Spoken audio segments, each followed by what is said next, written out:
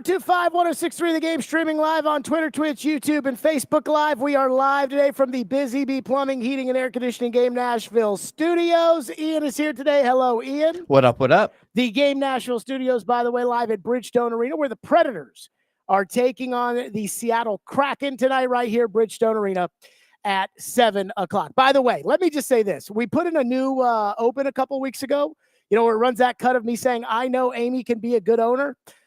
I mean, I did say that, and I know that she can be a good owner, but we may have to take that out of the rotation because right now, I mean, goodness gracious, it is a disaster. So I want to start today's show on something where I feel like, and Ian, I knew this was going to happen yesterday. I knew it. What happened? This was going to be something people were going to take and run with, and it's not what I said. But again, I know how radio works. I've been doing this long enough. So yesterday on the program, I talked about, actually, let's go back to Friday. I talked about, hey, if this team loses to Indianapolis, given all of Indianapolis's problems, there are going to be a lot of hard questions that have to be asked. Now, everybody in Titanland has turned this into just talking about the quarterback, and I think the Titan problems are a lot bigger than just the quarterback. But again, you can take it however you want.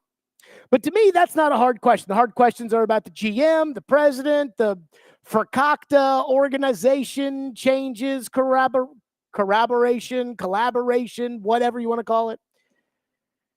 But yesterday, I got accused after the show, and I knew this was going to happen, of calling for Brian Callahan to be fired. Jared Stillman called for Brian Callahan to be fired. I saw that on Twitter yesterday. I got in my car, Ian, and I flipped onto the midday show, and Adam Vingan said, I knew Jared was going to call for Brian Callahan to be fired. I didn't say that. What I did, I think, is I used common sense. Right now, if the draft were being held today, the Titans have the 6th overall pick in the draft. Boy, I'll tell you, that seems low for a team that stinks as bad as they do. Kind of amazing given how inept the Titans have been. But soon enough, they'll be 1-6. And again, that battle at home against the Patriots might be for all the marbles, the number 1 pick. So let's assume you have the number 1 pick or the number 2 pick. New England doesn't need a quarterback. You have the number 1 or number 2 pick. As of right now, all the gurus say there are 4 quarterbacks, supposedly, worth drafting, right? Shedeur Sanders, Cam Ward, Quinn Ewers, Jalen Milroe. 5 if you count Carson Beck. I'm not a huge fan of those guys anyway. Those guys might stink, all 4 of them. I don't know. But there are also other good players that would be available in the draft if the Titans hold the number 1 or number 2 pick. For instance, Travis Hunter. Be a guy maybe you take number 1. So let's say you have the number 1 or number 2 pick in the draft. Again, as of right now, you've lost 4 games. 2 to backup quarterbacks. 1 to a quarterback making his first career start, and 1 to a team who's already fired its coach. So if there's any question as to whether or not you're in contention for the number 1 pick, trust me, you are. So let's say you have the top pick in the draft. My question to everybody is simple. Common sense. Would you trust Chad Brinker and Rand Carthon, the same guys who drafted Will Levis, the same guys who committed to Will Levis this offseason, and didn't give you a legitimate backup quarterback, the same guys that won't get a right tackle, the same guys who brought in Andre Dillard, the same guys that have won 7 games in their first 22 tries? Would you let them use that top pick? Again, common sense. I think common sense would say no. You don't let those guys who in 2 years have proven they cannot put together a winning football team. They have made the team worse without trying to make the team worse. So if you don't trust them to make that pick, then what do you do? Again, we're talking common sense here. Because the way I'm being portrayed is it's like, this Jared Stillman is crazy. He wants to fire the coach. I didn't say that. But common sense, if you have a top pick in this year's draft, how could you possibly let the guys who have built this disastrous team, how could you possibly let them build the next one? I mean, again, I don't trust them to make it. They'd probably draft the guard again. I don't know. Well, we need a right guard. So, again, if you, using common sense, if you don't trust them to make that pick, then you have to fire them, right? Well, if you fire them and you have to hire somebody else, then what do you do with the head coach? One, you can keep him and make your GM work with the new coach, or it should be make the new GM work with the old coach, because that worked so well last year. Or two, you let the GM decide what he wants to do with the coach, and if he wants to go get his own coach, you have to let him get his own coach. And 9 times out of 10, a general manager is going to say, let me pick my own coach. Again, to me, this is common sense. And instead, it turns into crazy Jared is saying these crazy outlandish things. What's crazy? Is it crazy to suggest that the guys running the Titans don't know what they're doing? I mean, Ian, you remember I was at the Super Bowl, and Thomas Dimitrov was on our show, the old general manager of the Falcons. He was on our show. Remember, he hired Ran Carthon in Atlanta, had Anthony Robinson with him in Atlanta, and he said, give Ran another chance. That's true. He did say that. He said, give him another chance. He's a believer. Well, we're giving him another chance. Let him cook. Right now, Derrick Henry is running like the same Derrick Henry of 2021. I looked it up today. Derrick Henry is averaging 117.3 yards per game this year. When he broke his foot in 2021, he was averaging 117.1 yards per game. It's the same Derrick Henry. And again, your guys, they're so smart. They don't need a right tackle. They thought they'd be better off without Derrick Henry. No. We want our own running back. And Tony Pollard's fine, but he ain't Derrick Henry. So again, to me, this is common sense. They tried to make the team better. They made the team worse. I mean, I'm sorry. Like, I'm the stupid one here? Like, oh my God. Hey, they spent all offseason talking about how good the vibe is. Remember Rand saying, hey, you know, there was a checklist in my office and I found it cleaning out my desk and we got every single thing we wanted. Every single thing we wanted on offense. What was the line, Ian, from the starters to the furthest backups? I don't quite remember the specifics, but. And here we are week 6 and they don't have a right tackle. They're still battling it out. And I'm sorry if you're mad at me, but this is how the NFL works. And the reason these guys are in this mess is because of their own mistakes. They are the ones that went after Andre Dillard and kept Aaron Brewer last year. They are the ones that ignored right tackle last season. They are the ones that ignored right tackle this season. They are the ones that brought in Sadiq Charles for him to quit 3 weeks into training camp. They are the ones that drafted Will Levis and believed in Will Levis. In fact, Mike Lombardi, the former GM, said on his podcast a couple of weeks ago, he said the Titans fired Mike Vrabel because Ran Carthon sold the owner on Will Levis. Now, I don't know how true that is, but he was right about the Kevin Byard thing. And again, I am not going to give Brian Callahan a pass because it's not fair. The NFL's not fair. I'm not going to give him a pass because he didn't draft Will Levis. He signed up for Will Levis. And again, to me, this is common sense. I'm just trying to avoid the mistake that you have made previously, which would be to go get a new general manager, but then tell the new general manager, you have to work with Brian Callahan or president or whatever title you want to give him. I'm not doing that. I've seen how that works. It doesn't work very well. Last year, I said at the end of the year, I said, I clean house. And people called me racist. Because how could you fire a GM after 1 year? That's not fair. I said, the NFL's not fair, but the direction they're going in is not any good. And I said, I'd hire a new GM. I'd let the GM hire his coach. And then again, when it came to the quarterback, I'd say, hey, give me your evaluation on the quarterback. Do you want him or do I need to go get another quarterback? And that's the cost of doing business in the league. But the problem is everybody hears that as Jared is calling for this guy to be fired, and it's personal about this guy, and it's about, no, it's not. It's about the situation.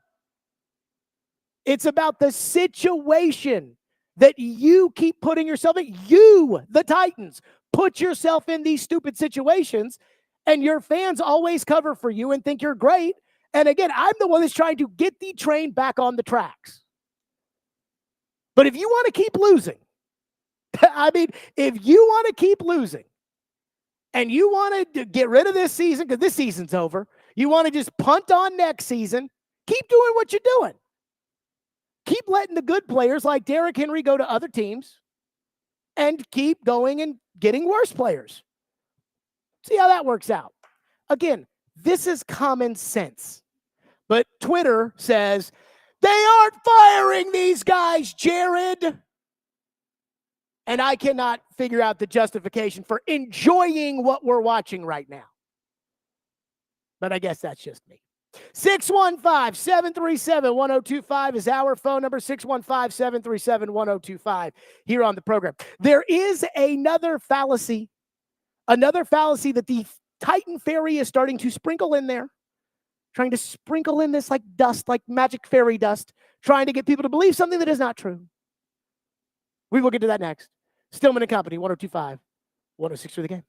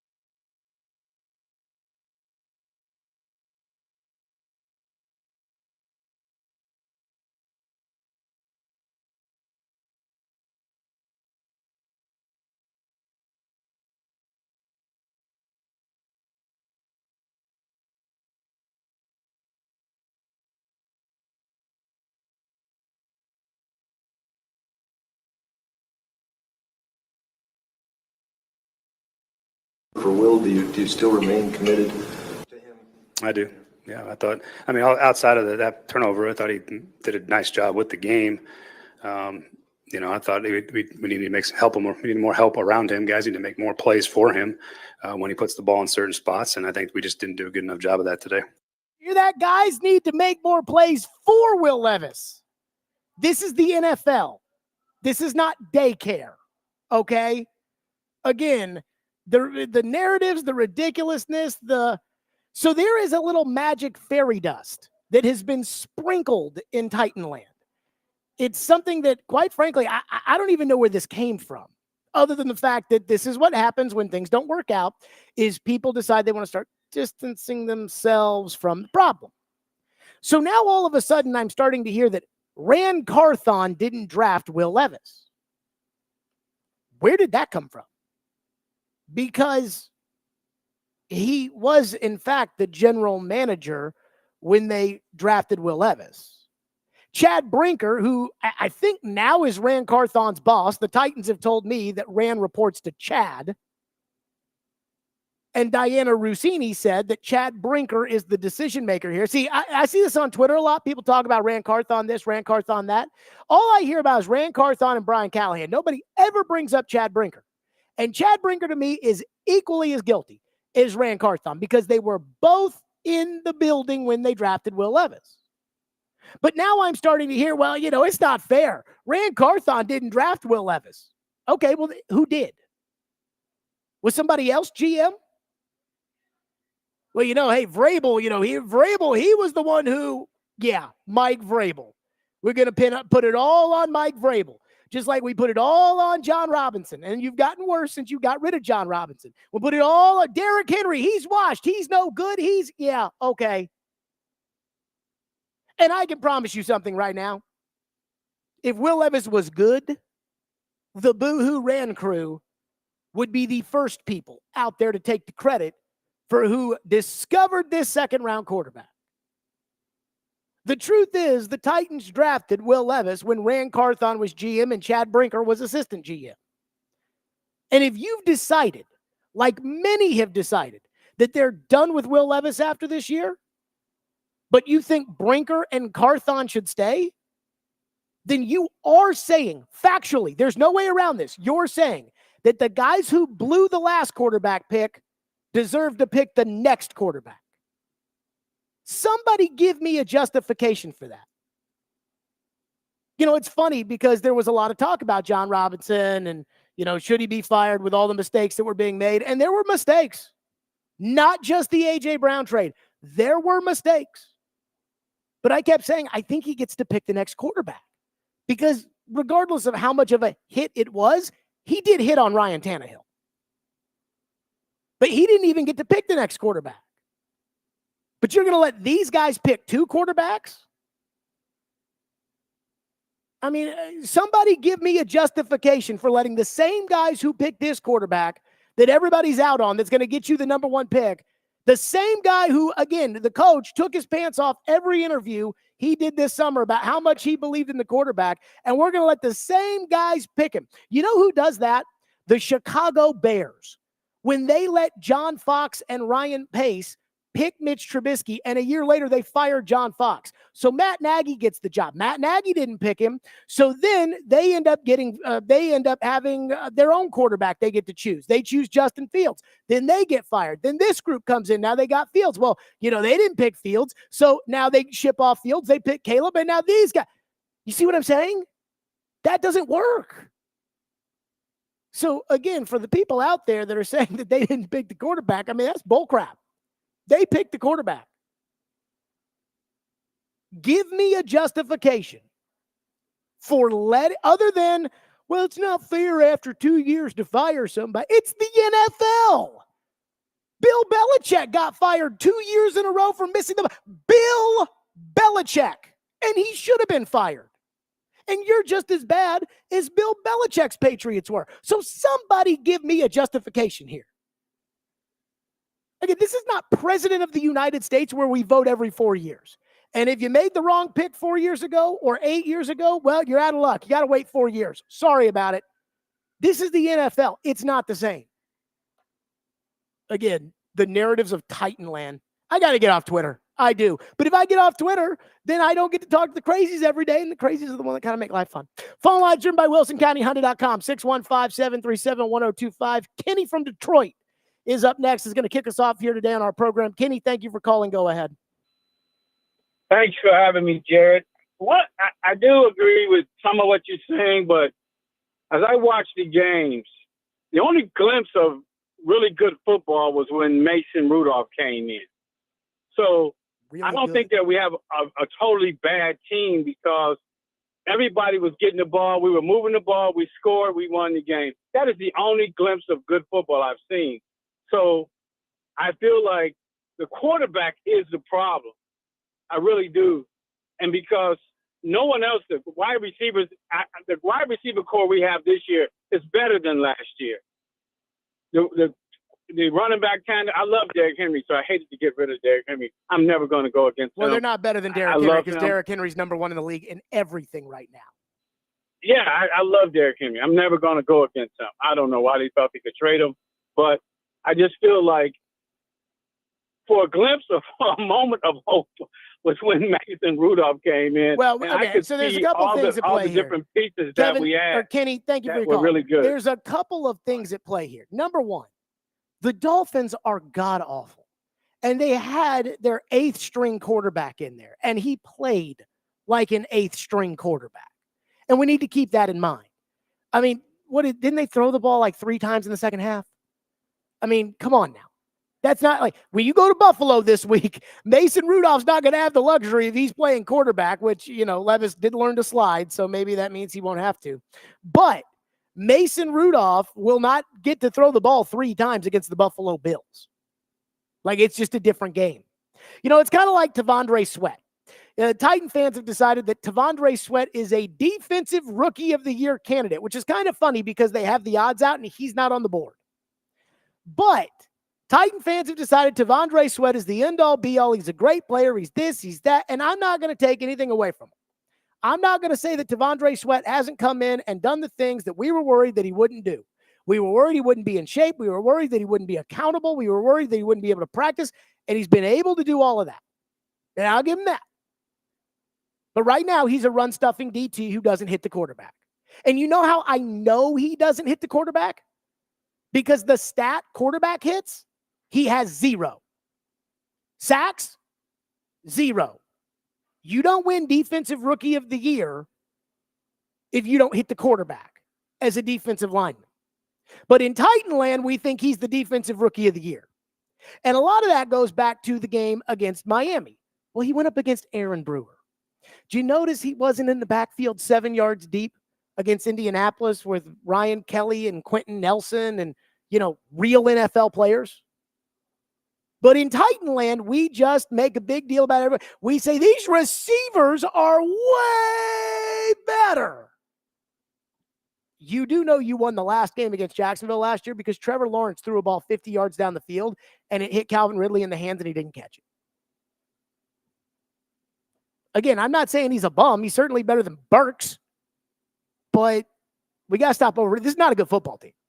They don't have a right tackle. Their defense doesn't turn anybody over. Their special teams can't get lined up on a kickoff. And that might be the least worst thing that the special teams has done this year. So it's not a good team. Levis makes it infinitely worse, but it's not a good team. So this idea like, no, it's just the quarterback, just the quarterback, just the quarterback. I don't think that's true. And then secondly, again, you're going to let the guys who pick the quarterback pick the next quarterback, even if you think that the number one problem with the team is the quarterback. You see what I'm saying? Like, make it make sense. Instead, here's what happens. People will just say, Jared Stillman, that mean Jared Stillman wants everyone fired. No, that mean Jared Stillman wants competence back in the building. That's what that mean Jared Stillman wants. 615-737-1025 is the phone number, 615-737-1025. Stillman and Company, live from Bridgestone Arena, 1025, 106 for the game.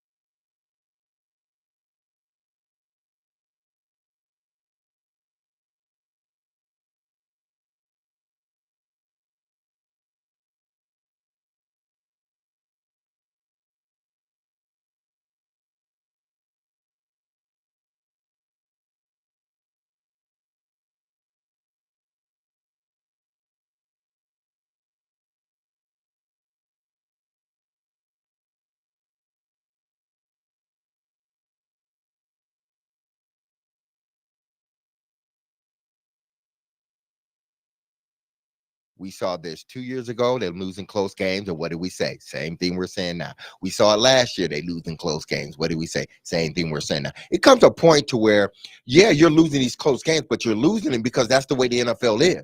But you are not a good team. Good teams win those games. Bad teams lose those games. I guarantee you the Carolina Panthers had about 5 or 6 games where they were 1-point games or 1-score games. The But Chiefs they're have not been a good. high wire act Yeah. for almost 2 years now. But really. they haven't been able. The difference between them and the Chiefs is the Chiefs know how to win those games because they got the best quarterback in the league and they got the best head coach / offensive coordinator in the NFL right now. Derek's telling you the truth. A lot of people, Brian Callahan's used this a couple times now, where he said, gosh, we're right there. If we can just make that one play. For some reason, the other team seems to make the one play, not us. And yeah, is he going to change the quarterback? No. The quarterback's part of the reason why you're not making the one play when he just lollipops it up in the air and the Julian Blackmon basically can fair catch it for the Colts. Well, so you're not doing that. So, okay, but that's part of the one scores. Every game you go into, the other team has a better quarterback than you. I mean, I guess except for the Green Bay game, which wasn't a one-score game, but most of these games are one-score games. So it's a one-score game. You lose that one, but you're not going to change the quarterback. What about special teams? Special teams screw something up every week. Going to change special team? Nope. No. He's like, God, if we could just block a kick, if we could just return a kick, if we could just one of these things. If we could just make those plays. And what did Derek say right there? Derek said the reason Kansas City wins one-score games, everything in the NFL is a one-score game. The Jets, and I know they just traded for Devontae Adams, but the Jets are going to finish 7-10. Ian, put it down right now. The Jets are going to finish 7-10. Okay. Even though they traded for Devontae Adams. Buffalo's going to make the playoffs. Buffalo might go to the AFC title game. Buffalo might go to the Super Bowl. I wouldn't put my house on it, but they might. And it was a one-score game because that's the NFL. But in the NFL, the good players win the one-score games. Problem is your best players aren't making any plays for you to win these one-score games. L'Jarius Sneed's getting toasted by Alec Pierce. That hurts you in a one-score game. Michael Pittman Jr., who's injured, is going up and grabbing a 50-50 ball over L'Jarius Sneed. That hurts you in a one-score game. Joe Flacco is beating you in these one-score. Here's the question I have. Because Brian Callahan can say whatever he wants to the press. You know it, I know it, and none of it may be true. All of it may be true. Half of it may be true. I don't know. But you can't say those things to the owner. Brian Callahan got up after the Green Bay game and said, well, we knew Malik was a capable quarterback. If he was a capable quarterback, why did you trade him for a 7th-round pick? Again, a bag of footballs. Why did you trade him for a bag of footballs if he was a capable quarterback? The truth is they got it wrong. But when Amy calls, and apparently he and Amy talk every Monday, when Amy calls, you can't just do that. Like you can't just say, well, Amy, we knew that Malik was a capable quarterback and he came in and he played great and you got to tell the truth to her. So I wonder if he's parading these one-score losses around as if it's a good thing. Because Amy said when he got hired, she didn't say, well, I hope we lose one-score games and are the worst team in the league. No.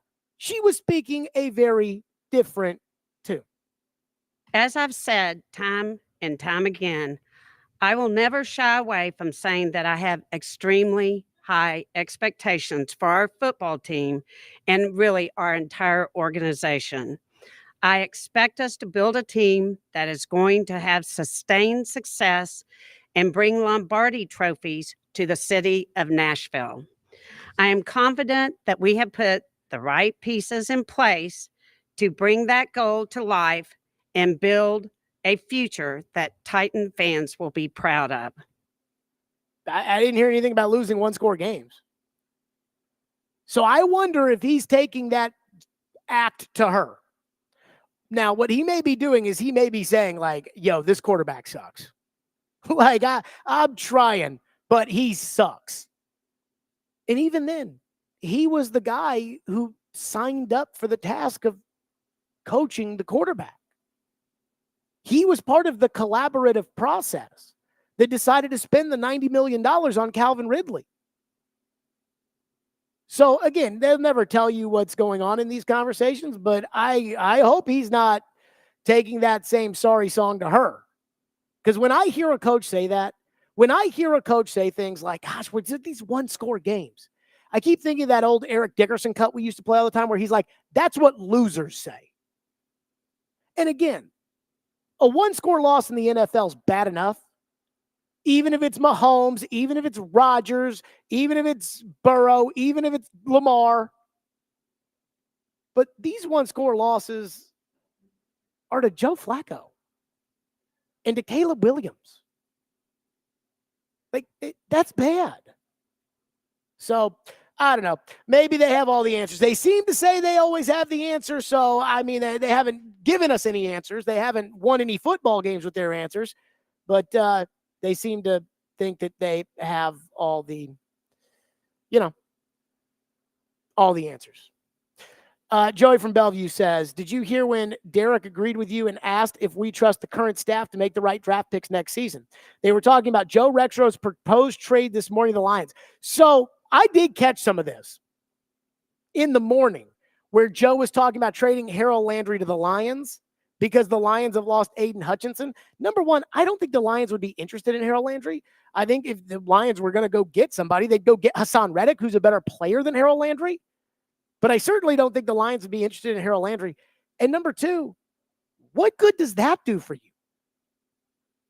I mean, unless you're just going to tear it all down, which you could do.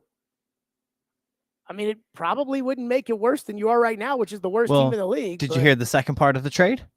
Wasn't the second part of the trade to get Hendon Hooker in here to be quarterback? Yeah, swap Hendon Hooker with Mason Rudolph. Yeah, see, I look at trades that are actually possible of happening, like that there's actually a possibility of that becoming a thing. For instance, like here's a question with kind of, it seems like the trade deadline was around this time in years past, and now they've pushed it back. It's 21 days now away. The Titans have, we all know DeAndre Hopkins, but the Titans have a bunch of guys that are on expiring contracts. Titans right now have like a $250 million payroll, and the Titans have $150 million in salary committed for next season, which means that there are guys whose contracts are expiring that make up about $100 million worth of money. DeAndre Hopkins is one that everybody knows about, but there are other guys. And I do wonder if these are discussions, again, that they're having internally of DeAndre, Quandre Diggs, Dylan Radence, Arden Key, guys that are on expiring contracts that a team would give you a 6th round pick for. Radence, I actually think is a nice little trade chip because he's got tackle and guard versatility. Tackle and guard versatility for everybody except Bill Callahan, who absolutely no way will play Radence at tackle no matter what.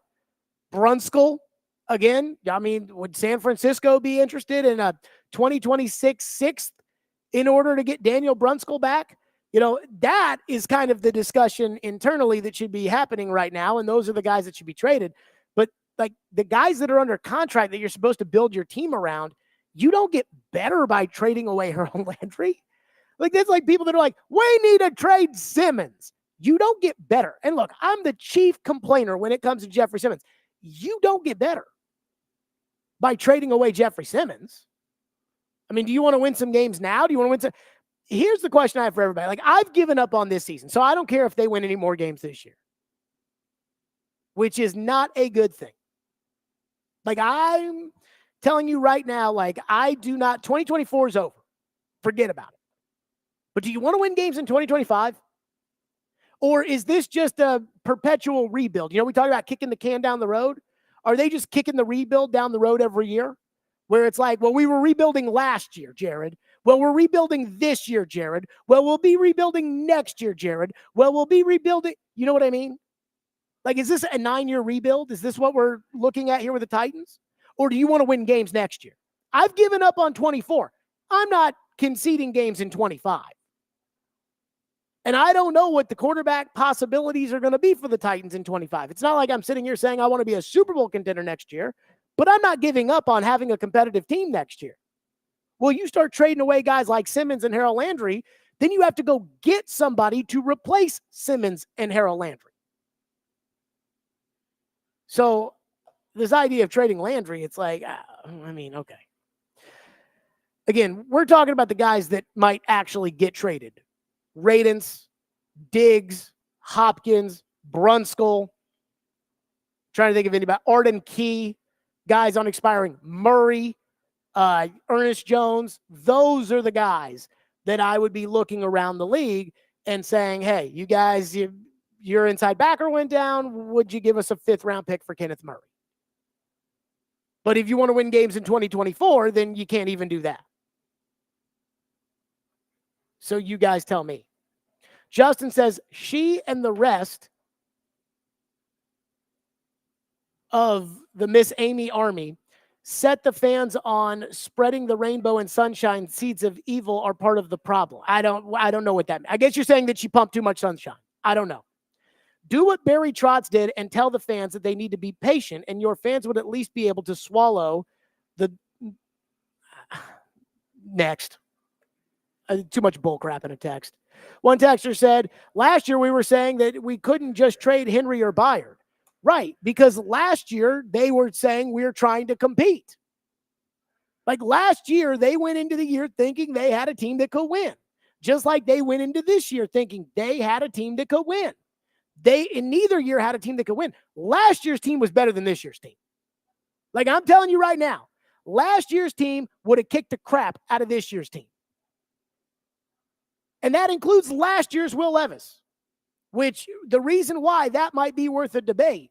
But last year's team was better than this year. Danico Autry, Derrick Henry, that team was better than this year's team.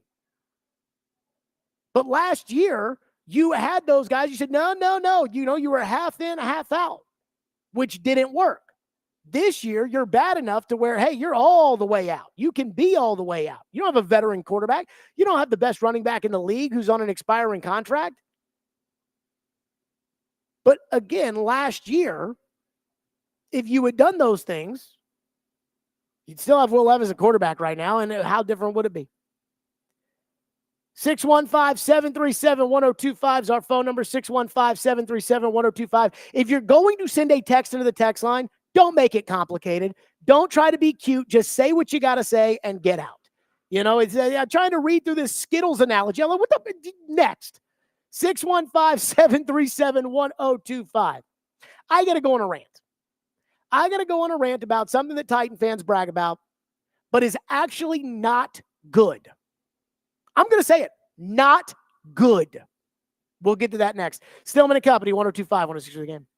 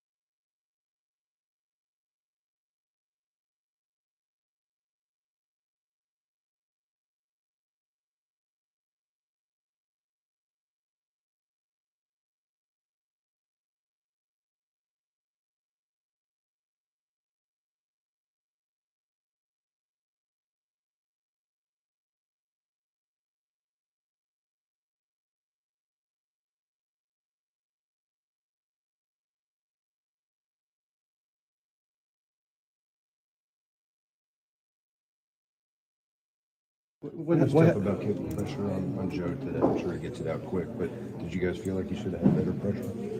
Better. I mean, you watch the same game, and we was in his face.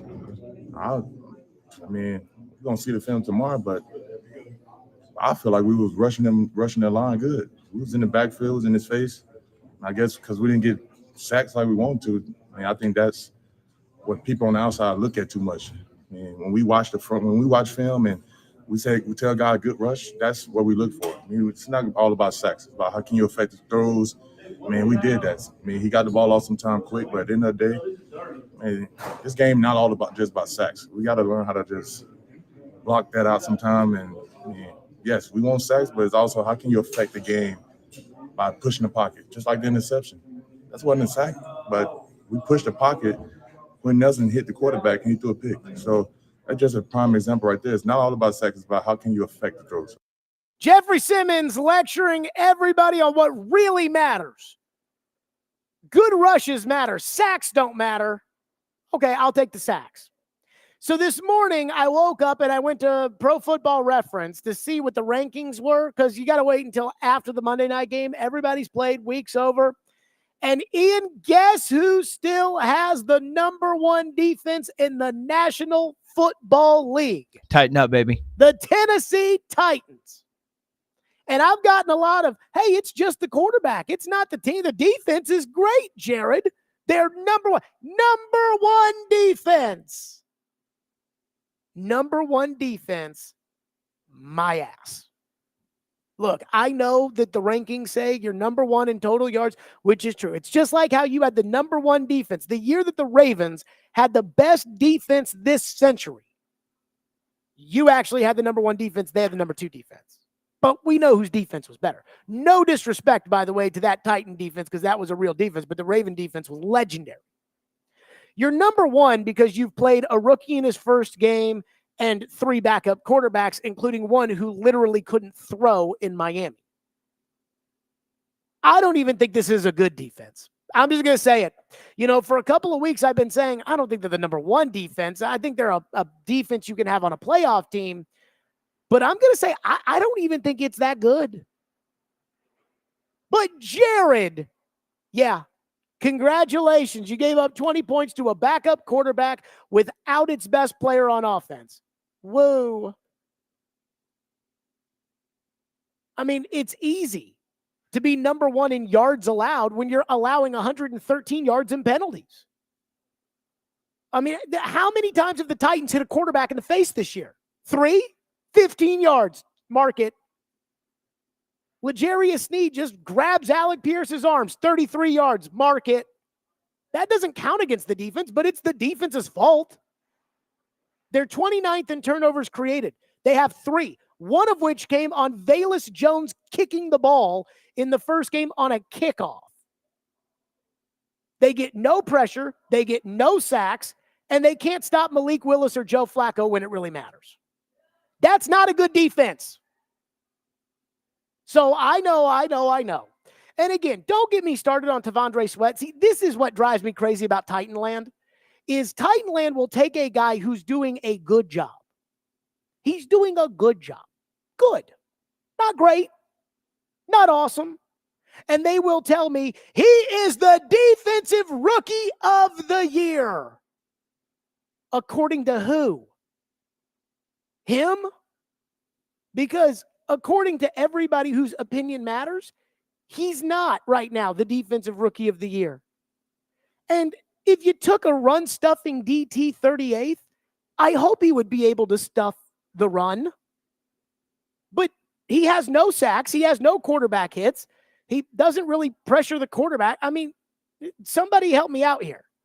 I must be missing something. But instead, Titans Twitter tells me that he's a superstar. He's fine. He's a run-stuffing DT. That's what he does. In fact, defensive rookie of the year, according to BetAG.com, Jared Verse is still the favorite. Quinyon Mitchell's moved up to 3rd. Tyler Nubin has gone from 40-1 to 25-1. Kamari Lassiter has dropped from 7-1 to 25-1. And Cooper DeJean is now back on the board.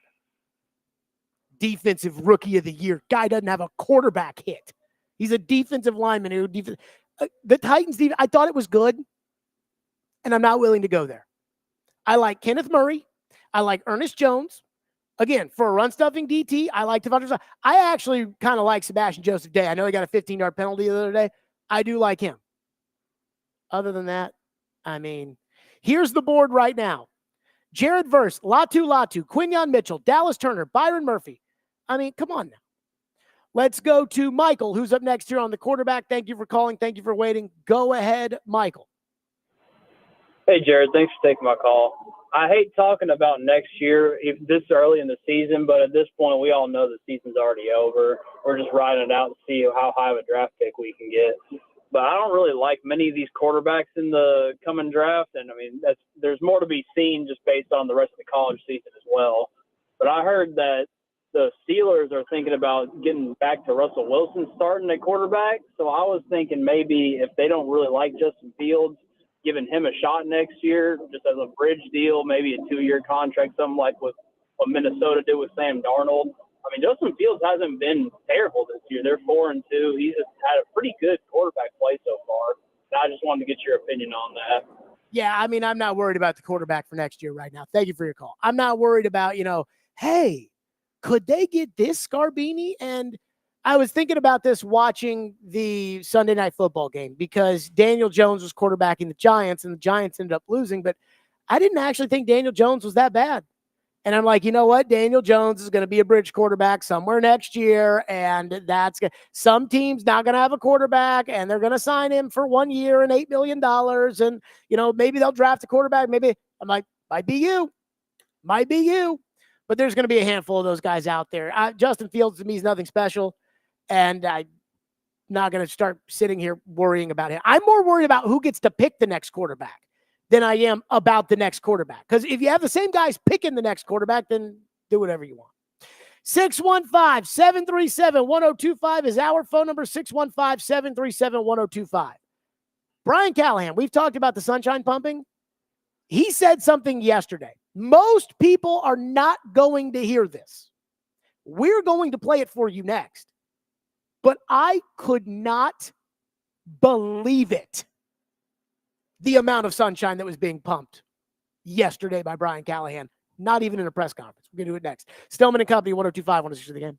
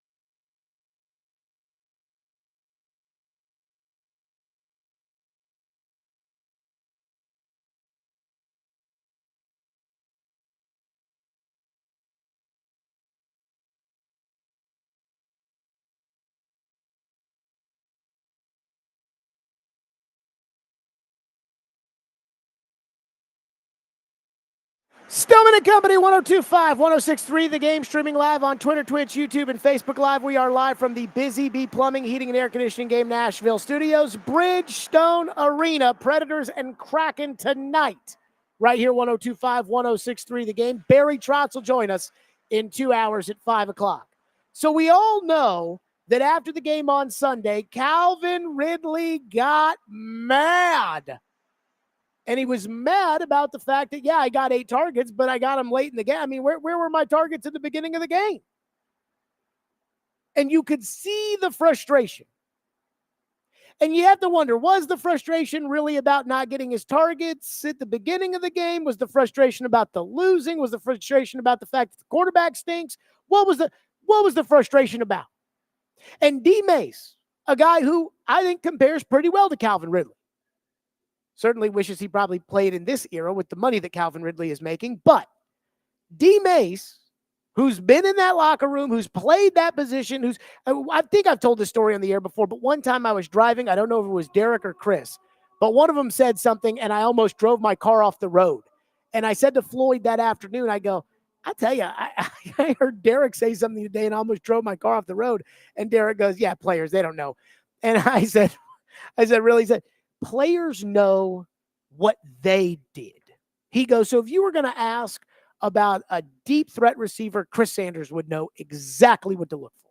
He said, but if you're going to ask him about the technique of a guard, like, I mean, come on now. And I've always kind of kept that in mind. Well, Derek knows what Calvin Ridley's going through because he's been in his shoes. This is what Derek said on the midday show yesterday about what the bickering from Calvin Ridley really means. Those high-priced guys that they brought in, they are questioning whether Will Levis is the guy right now. And the receiver coach is trying to keep everything together. He's listening to their grievances. He's trying to work through it with them. But he sees the same thing that Calvin Ridley sees. He sees the same thing that Hop or Tyler Boyd sees. Because Traylon can't say anything because Traylon ain't making no play. Nick Westbrook-Akina ain't going to say anything because he's like, man, listen, I just want to get in the game. Y'all throw me the ball. One target, one touchdown. Yeah, I mean, from it's Nick like, Westbrook-Akina yesterday. It is what it is for me. Shout out. But those other 3 veteran guys that have been with teams that their passing game has been legit, they come here and they're like, man, this is what I signed up for? Seriously? Coach is trying to keep it all together. But he ain't gonna be able to keep it together no longer. Because now that Calvin Ridley said what he said, best believe some more is going to be coming if they continue to lose. Okay. It didn't seem like Derek thought that was what was going on. He's telling you. The wide receiver coach, Tyke Tolbert, is in his room right now listening to those guys air out their grievances, and he's trying to keep it in the receiver room. And I love the fact that Derek's like, yeah, Burks isn't going to say anything because he sucks, and NWI isn't going to say anything because, again, he just wants to play 1 target, 1 touchdown. I mean, but he's saying, like, hey, if they keep losing, the wide receiver coach is not going to be able to keep it together much longer, and it's only going to get worse. Ian, that sounds to me like a bad thing, right? Kind of, yeah. What Derek just described sounds as a bad thing. Not great. So Brian Callahan was on the official Titans podcast yesterday. So this wasn't a press conference. This wasn't everything. I don't even know how many people are like, when the team stinks this bad, are like, let me go listen to the official Titans podcast. But lucky for you, I did. And Brian Callahan was asked by Mike Keith. It's a good man right there. I like Mike Keith. He was asked by Mike Keith about the anger of the team. And if you'll only get this on the team broadcast, if it's a good thing. And here's what Brian Callahan said. You don't want overall frustration to creep in on your team with this having happened multiple times, because it could. But is there a balance of anger that you kind of do want to see out of your football team at a moment like this? Yeah, anger is probably the wrong word. I was trying to think of a better one. I think frustration is probably more apt. I think, you felt it from the guys in their post game, in the locker room, some of the things that got said, and it right there. All that tells me. That right there. You heard it from some of the guys in the locker room in their post game. Who's it sound like he's talking about? He's talking about Ridley. So Mike Heath says, is the anger a good thing? He's like, well, I'd say frustration, but yeah, you want to see that. And that's what you're seeing from these guys inside the locker room. Continue the cut. In the locker room, some of the things that got said, and that all that tells me is that we got a bunch of guys that care and want to win, and they're frustrated by being so close, but yet not being able to get it done. And it's a team that I think is fully capable of getting it done, and that's, I think, what makes it frustrating. It's we do a lot of things well for a lot of the game, and we have to find a way to make the game turning play, which we have yet to be able to do in these tight games in the fourth quarter. We haven't scored many points on offense. We've given up points on defense. Our fourth quarter point differential is what looks like a 1-4 team would look like, and that's where we have to find a way to be better. Is where do we find that play that turns the game? Because we are close and we are doing a lot of good things that I feel very confident about, things that are really positive. We've improved week to week in a lot of areas, and the unfortunate part is we don't have results and outcomes to show for it. But there's a lot of things that are going in the right direction, and things that I feel very confident about. And so to see guys frustrated after a game, yes, that makes me feel good that we got a bunch of guys that care and want to win and are willing to do what it takes to figure it out. Okay, so on one hand, Derek's telling you, oh man, these receivers, DeAndre Hopkins, Calvin Ridley, Tyler Boyd, they are just complaining a storm to the receiver coach, and the receiver coach is trying to batten down the hatches and hunker down the door, but he can't do it much longer because these guys in the receiver room are tired of this quarterback, and they're tired of the play call. They're upset, and you saw a little bit of that with Calvin Ridley. You saw it crack a little bit, and Derek says it's only going to get worse if they keep losing. And then Brian Callahan says, it's a good thing. That frustration, it shows that we're, these guys care and that we're right there and that we're. Does the sunshine pump ever end with this guy? I like Brian Callahan. That's a good man right there. And I have no idea how Brian Callahan feels about me. I mean, again, if I found out that, hey, Brian Callahan hates you, I would be a little sad because I like Brian Callahan and I think he's a good guy. It wouldn't be so sad that I'd stop doing it and telling it how it is. But again, it's the job. But I like Brian Callahan. But at some point, does the sunshine ever stop shining in Callahan land? Because it's like, man, we're terrible. And my receiver is going off about my play calling. And deep down inside, I think I really know it's about my quarterback. But it's a good thing that happened. So either the sunshine pump never stops or he's stupid, but it's one or the other. Calvin Ridley calls out his play calling. That's not a good thing. Derek tells you, yeah, this is bad. This is bad. And I'm telling you, that receivers coach is doing everything he can inside that room. But if they keep losing, there's nothing more he can do. I mean, and yet the coach says this is a good thing. So, I mean, maybe Brian Callahan is just such a positive person that he can't see reality, which kind of sounds like toxic positivity.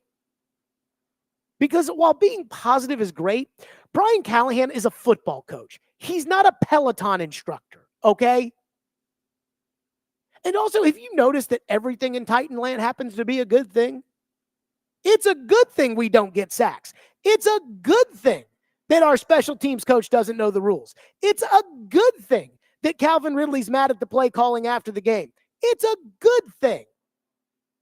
North Korea spends less than the Titans.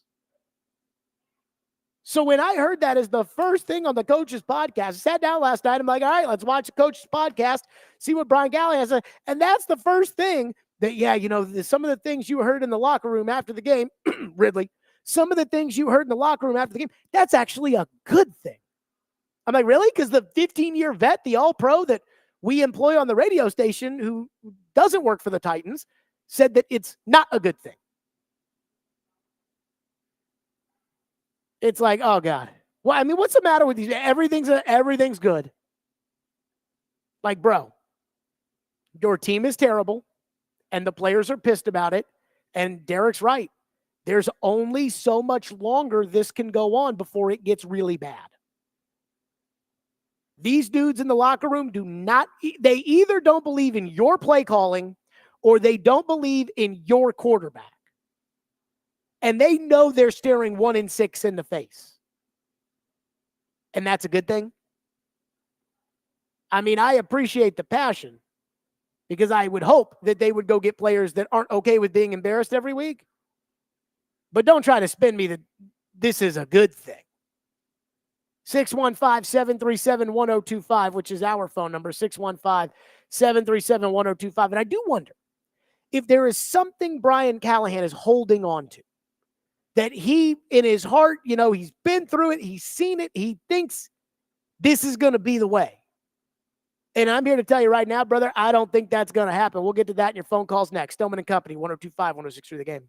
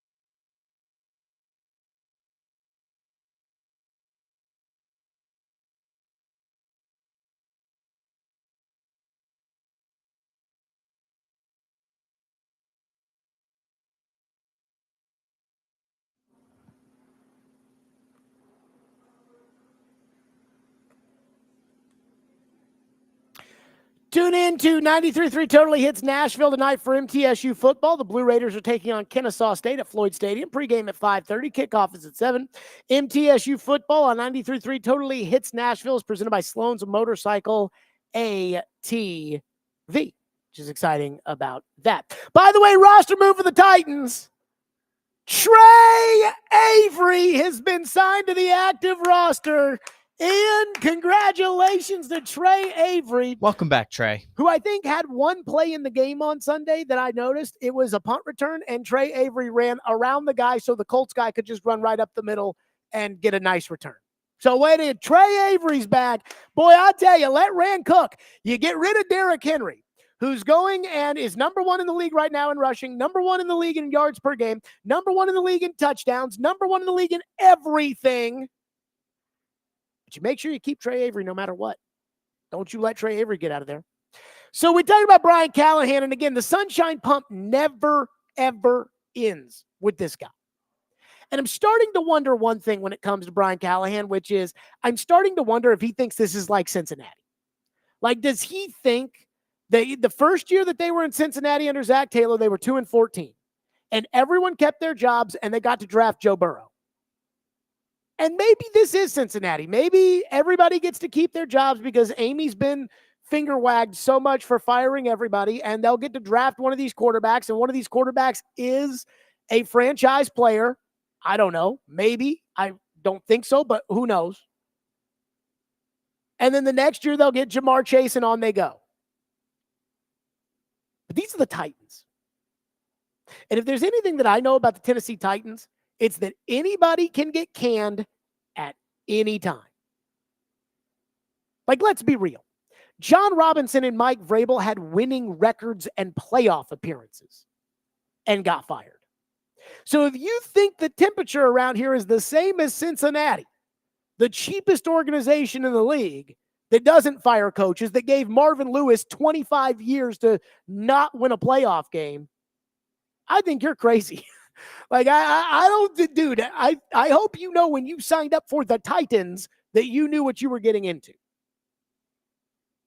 So I'm not sure I'd be sitting here trying to say everything's great in Titan land with the hope that I'll get Shedeur Sanders or Quinn Ewers or Cam Ward or whomever because you have a 5-year contract. Because John Robinson and Mike Vrabel signed contract. People say to me, if John Robinson was so good, Jared, why doesn't he have a job? I'll tell you why he doesn't have a job. Because he wants to shove it to Amy and make her pay him every dollar that he's owed. If he gets another job, to be the number 2 somewhere, if he decides, I want to get back in it, you don't think Jason Light in Tampa Bay would bring him aboard? You don't think in New England, where they're looking for a general manager right now, you don't think they'd be interested in bringing him back? But if he does that, then Amy doesn't have to pay him the money. And again, this is an assumption I have. He, wants to make sure that Amy has to pay him the money. So, I don't know about all that. Somebody today tweeted me and said, these Titans fans, they don't understand that Rand Carthon might be worse than John Robinson. And remember, Ian, it's not just Rand Carthon around here. It's Rand Carthon and Chad Brinker together. But yes. I did the math today. They'd have to win their next 17 games in a row to get a 61% winning percentage, which is what John Robinson had. 61%. So again, you may say, well, they may be as bad as John Robinson. Well, John Robinson drafted a Hall of Famer, 5 All-Pros, went to an AFC title game, won 2 divisions, and won 61% of his games. Rand and Brinker need to start getting some Hall of Famers and Pro Bowlers in here and All-Pros, traded for a Pro Bowl quarterback. They need to start doing those things if he wants to meet John Robinson. Sorry, those are facts, not your feelings. Let's go to Adam in Portland. Phone line streamed by WilsonCountyHunter.com, 615-737-1025. Adam, go ahead. I'm struggling with you so bad this week. Man, I that's because you just think the only problem that the Titans have is the quarterback. You think it is you think that the quarterback is the only issue on this team. Dude, are you going to let me talk, Jared? Jeez, man. Look, this is my thing. I think you should quit him. I told Ian, I'm like, if he's having a kid, this is not good for his blood pressure to come on here and hate this team as much as you do. You are not a good fan. You could say you love them. You do not love them. if you love him, it's the same as a dude who hits on a woman and says, "Oh, well, he loves me." No, he doesn't love you if he's doing that. You beat this team every single day. It's horrible. Like even when we were 13-3, you're like, they should have won that other game, so that way we could have, had a bye this week or sat the players in the last. Like you've always bagged on them. You never have a good time with them. I don't even know why you follow them. It sucks. I mean, I will tell you right now, being a Titan fan's a hard existence. I'm just going to tell you, it's a tough existence. Now, again, I do it because I enjoy it. But, I mean, this idea of like, you know what? Let me just quit my job and let me go get another job because I'm too hard on the team that never wins. Like, people, because Adam's the other way, they're like, you're so hard on the Titans because they suck. Like, am I the only, am I crazy? Am I crazy that it's what we're watching is inexcusable? I mean, not to go through John Robinson's resume because there were mistakes. There was the A.J. Brown trade. There was Julio Jones. There was Isaiah Wilson. There was Caleb Farley. I got it. But 61% of his games, 4 playoff appearances, 2 division titles, an AFC championship game, 7-5 in first place, a Hall of Famer, 5 All-Pros, and a Pro Bowl quarterback. And that's not good enough around here. But 1-4, the worst quarterback in the NFL, losing to Malik Willis, that's okay. That's what, when you tell me to be nice to the Titans, that's what you're telling me. You're telling me that 1-4 and losing to Malik and losing to Joe Flacco, and losing to Robert Saleh, you're telling me that that's okay. When did this become okay? Because it wasn't okay 2 years ago. And you were much better 2 years ago. Well, Jared, you could see that they were already headed in that direction and they were. Do you see them going in another direction right now? Do you see it going up? Give me a break. Gary is up next on our programs, waiting patiently here on our program. Gary, thank you for calling. Go. Hey, Jared, I don't think Brian Callahan's a bad coach. I think his hands are tied. I think he's being told what to do, who to start at quarterback. I called you last year and I told you a woman can't run a football team, and you wanted me crucified. You wanted me crucified. Gary, you called her crazy this year. So why are the Lions good? Why are the Lions good? The Lions are owned by a woman. Why are they good, Gary? You don't think we'd be 4-1 with Mason Rudolph right now? Hold on, Gary, I'm asking you the question here. The Lions are run by Sheila Ford Ham. So why she fired the GM? She fired the coach. She hired the GM. She hired the coach. And the Lions are one of the best teams in the NFL. So you tell me, is it that a woman can't run a football team, or is it that you're sexist? I'm not sexist, but I don't think a man could do a craft show, but maybe you can.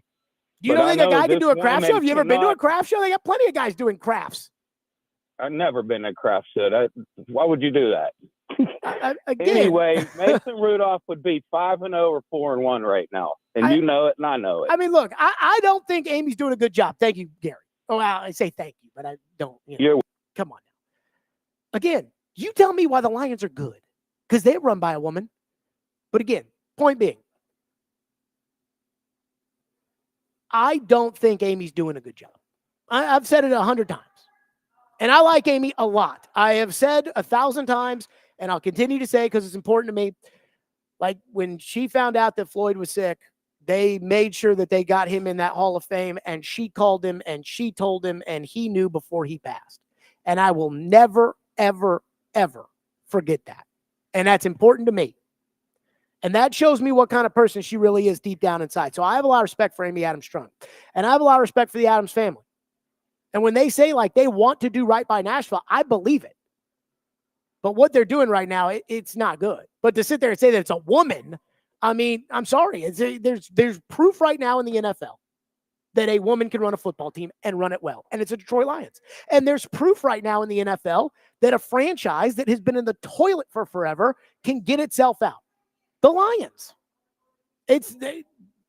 There's proof there.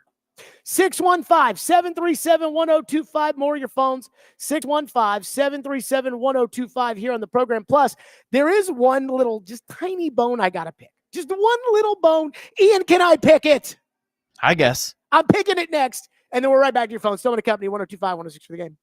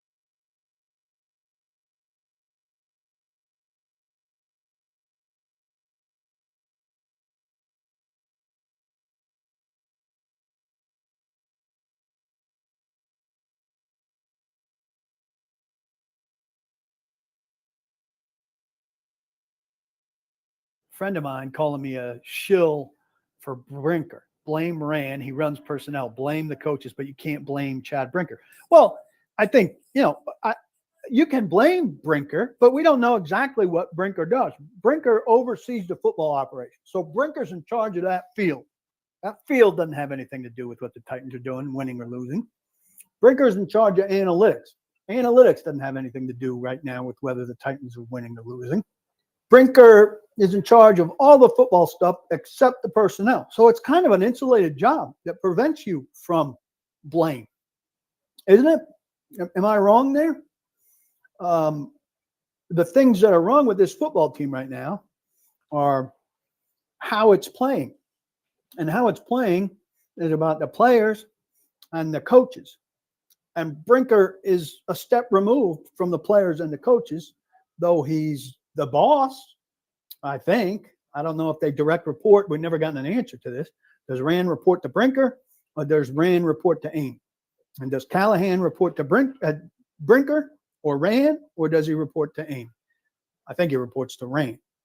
But then who does Rand report to? It's a little bit scrambled there. That was Paul Kaharski defending Chad Brinker, saying you cannot blame Chad Brinker, the president of football operations, because he's in charge of the football field. And the field didn't lose the game Sunday, even though Rand Carthon reports to Chad Brinker. And Chad Brinker has said on the preseason, I watch 4 hours of film every day. And Chad Brinker, my job is to service the head coach, is what he said. But again, my favorite part of that was you can't blame Chad Brinker because I had a sit down with him last week at paulkaharski.com where he went over all the analytics team. And in that breakdown, there was a guy named Rob Refsnyder and another guy named, I think it's Scott Cohen. And these two guys are on the headsets with Brian Callahan. They're part of the analytics department. And Ian, I think the analytics department people report to We assume Brinker. Chad Brinker. So again, we can't blame him. So then why in the game, this is the bone I have to pick. Why in the game on Sunday did the Titans punt the ball in the fourth quarter on 4th and 7? Why'd they punt the ball? I mean, if analytics say it's so important, I saw that Seth Walder, the analytics guy for ESPN, said that the decision for them to punt was one of the worst decisions of the weekend by a coach. The fact that they punted on 4th down and 7 in the fourth quarter. Now, I don't have a problem with them punting on 4th down and 7 because I think Will Levis stinks and there's no way you're going to be able to convert a 4th and 7 with him as the quarterback. So I get it. But I'm not somebody who's been saying analytics because that's what the Titans have said. They said John Robinson was the Stone Age, which I've been told isn't necessarily true. He didn't have an entire department. I have heard that there were people doing analytics inside the building. I don't know how much.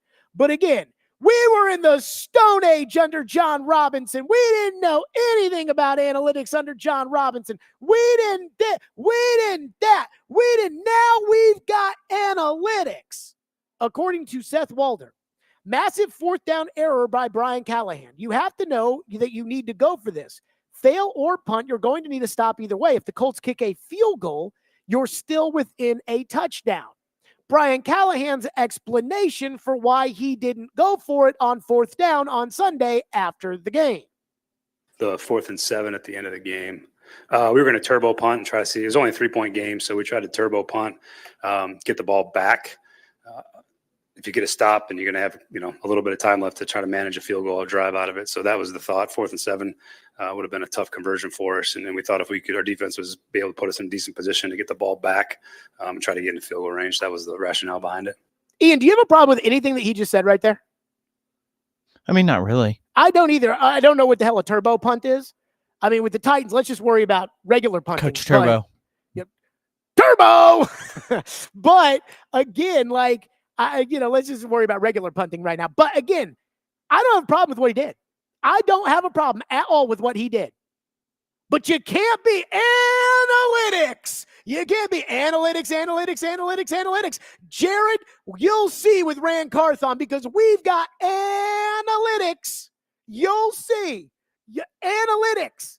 And then here's 4th and 7. We got a guy. They pay a guy money like it's his job. He's got benefits. Like he works in the building. His job. He wears the headset on game day.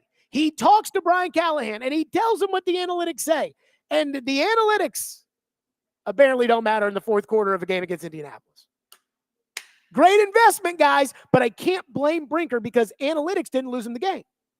But again, are they supposed to be using analytics? Somebody help me out here. That was the bone I had to pick. Let's go to Darren, who's up next and has been waiting patiently here on the program. Darren, thank you for calling. Go ahead. Hey, long-time listener, first-time caller. A couple of crazy things that I heard also at the game and apparently on the phone call was the whole being owned by a woman thing. That's just ridiculous. It's sexist. I can't believe that even comes up, and I kind of agree with you on the part of she's kind of had her finger wagged at her so much. Can't think of anybody else in the NFL that wants to prove a bigger point or wants to have a successful team. Or maybe we forget we're building a $1 billion stadium right next door that she needs to make sure people go to. So there's kind of all of that plays into it, but I've been a Titans fan my entire life, and I have to agree with you, it's a hard road. I see us as one of those teams that, like you said, we don't win. We don't win at the necessary time. This year has just been extremely disappointing this far. And something I yelled at the game when I was there on Sunday was it wasn't supposed to be like this. You know, we all had optimism going into this year of how much greater it's going to be. And the problem is that we feel like that year after year after year. Even when we get into the AFC Championship and we lose right then, next year we're going to get there. That's going to be the Super Bowl year kind of thing. So I'm with you. I don't think being hard on them is a terrible thing at all. I think if you're hard on your team, that shows that you actually care a little bit more. I don't know. That's just my opinion. But yeah, I think we got a lot of good things going for us. My question to you, what do you think they're going to do as far as like, do we tank this year, get a good draft pick and go into the next season kind of thing, look towards the new stadium and all that? Well, let me ask you this question. Let's say you tank this year, you get the number 1 draft pick. You're going to let the same guys, your GM, your president of football operations, who apparently is in charge of the grass on the football field, but are you going to let them, the same guys that drafted Will Levis, are you going to let them draft the next quarterback with the number 1 pick? Man, if they would talk quarterback on that draft pick, that would be scary. That is a good question. But no, I mean, the answer would be no on that, right? So to me, Darren, I appreciate your call. That's the thing I keep bringing up, which is, and again, like I'm some a-hole because I have the audacity to think that the guys that have been here for 2 years and have made the team worse every year shouldn't get to use the number 1 pick next year. The audacity. I mean, my God, how dare you? But like, that's kind of my concern. Like, that's where I am with this team, which is if I'm sitting here right now telling you like, hey, let's talk about Cam Ward and let's talk about Shedeur Sanders and let's talk about Jalen Milroe and let's talk about Quinn Ewers and let's talk about, it's like, well, I mean, I have no faith in the guys that would be making that selection to make it. So then it doesn't get me excited. You got to take a quarterback and not get him a right tackle for a 3rd year in a row? Because right tackle wasn't important to them last year and it wasn't important to them this year. So, I mean, I guess, make of it what you will. It's up to you guys. But Dustin in Nashville says, if Derrick Henry has a 2,000-yard season, do we look back on Rand's decision not to pursue Derrick Henry like we did with John Robinson and A.J. Brown, or is this a wholly different situation? Titan fans will tell you it's a totally different situation. I'm not convinced it is. Because, again, I know people will say, well, Derrick didn't want to be here. Well, okay, couple things. Number one, you have the franchise tag available to you. You could have tagged him. Now, it would have been for more because you would already use the franchise tag on him once. So that's something to keep in mind. Number two, Derrick wasn't wanted here. And Derrick Henry knew he wasn't wanted here. He told that to Dan Patrick last week. He said, they didn't want me in Tennessee. Like when Derrick Henry sat on Bussin' with the Boys and said, it looks like they're going in a different direction, he had just had his exit meeting with the Titans. Rand Carthon asked about Derrick Henry during the combine. And well, we'll be in communication. Don't call us, we'll call you. Listen to Derrick, even if we could. Derrick Henry on Dan Patrick last week was asked about, this idea that people around the league were convinced Derrick Henry didn't have it anymore. Here's what Derrick Henry said. But do you think people doubted you after you left Tennessee? And did you still have, that get up and go? Could you still, be an elite running back? Yeah, I think it was doubt everywhere. I mean, I think it was doubt there that they didn't think I was where I used to be, but I knew that I still had plenty left, and when that next opportunity came as far as free agency, I was going to be ready to showcase that I can still go. Yeah, there was doubt there, but I knew. And Derrick Henry is now running for more yards per game than he ran in 2021 when he was the best player in the NFL until he broke his foot. And I do think that we should look at this and say, hold on. You guys were so down on Derrick Henry that you wanted to trade him. I'm talking about the Titans because, again, it's well documented that Rand says that ownership didn't shoot down the Derrick trade. The Ravens say ownership did say that the Ravens say ownership did shoot down the Derrick Henry trade. They were having these talks. They didn't want Derrick. They didn't want Derrick. They didn't want Byard. They didn't want Tannehill. And they dealt with it because they had to, but they didn't. Rand and Chad, their analytics told them they didn't want those guys anymore. They're paying Tony Pollard $1 million less. If they really wanted Derrick Henry, they could have kept Derrick Henry. But they just basically made it known to Derrick that they didn't want him. It was how it was. 615-737-1025 is our phone number, 615-737-1025. Nashville's best deal this week is Staley Chicago Italian Dining right here in Nashville. Winners of numerous Best of awards. This is truly one of the best kept secrets in Nashville. Staley Chicago Italian Dining brings amazing Italian food to the South, including original Italian beef sandwiches, Vienna Chicago-style hot dogs, and the best gyros south of Chicago. Head to theGameNashville.com/deals now to get half off a $20 gift card while supplies last.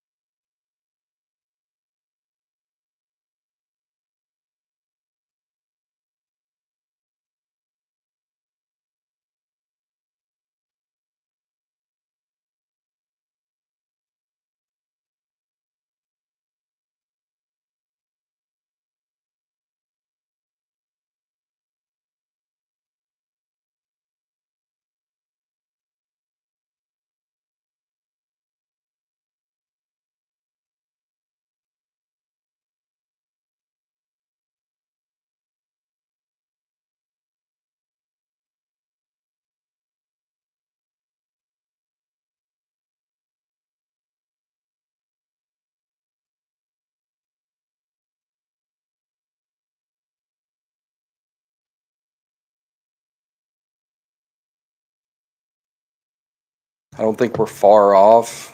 You know what I mean? But it's not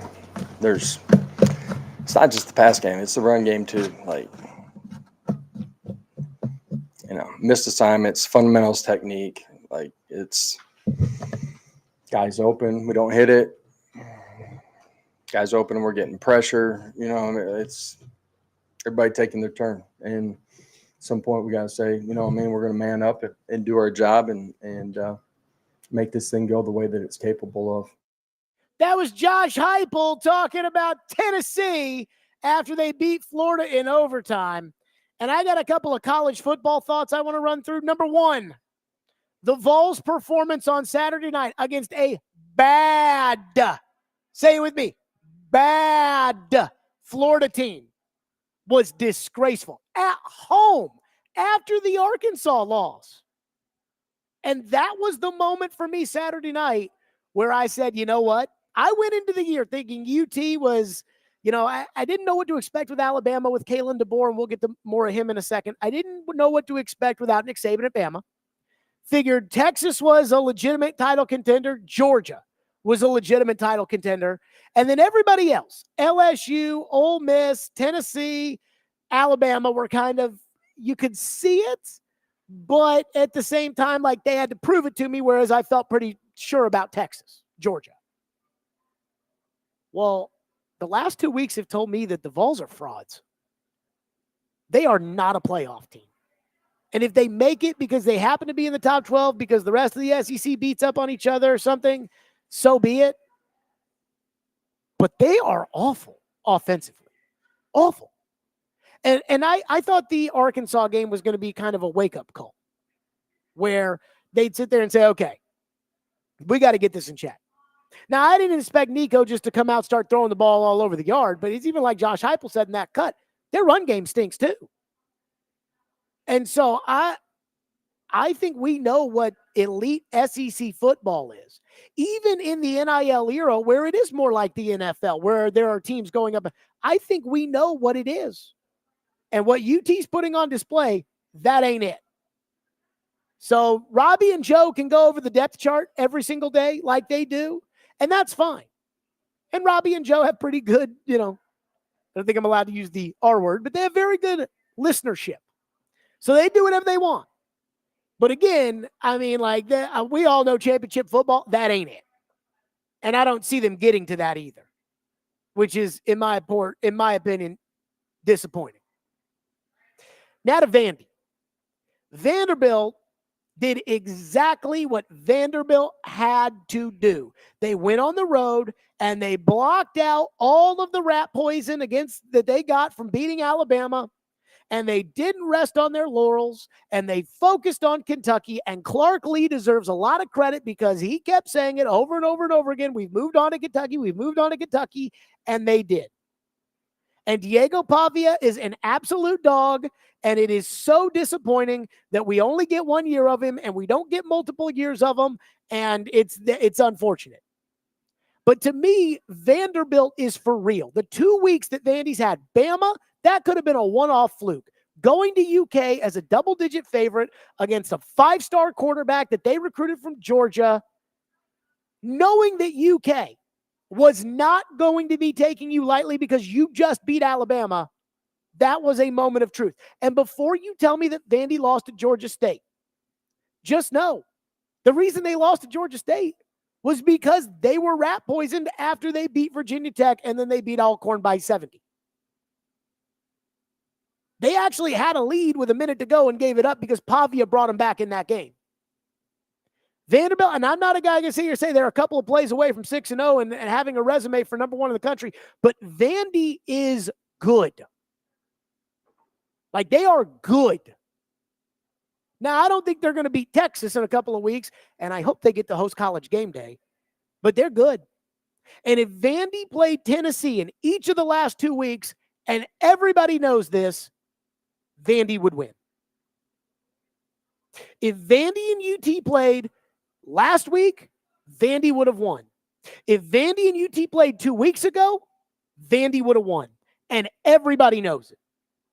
That does not mean that next month when they play that I will pick Vandy to beat Tennessee, because a lot could change between now and then. But I watched them both, and I'm telling you right now, Vanderbilt's beating UT. Diego Pavia is not worried about UT. If he's not going to be worried about Alabama, he ain't going to be worried about UT.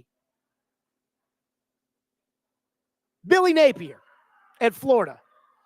Grow a pair and go for 2. You're on the road in Knoxville. You've been moving the ball effectively.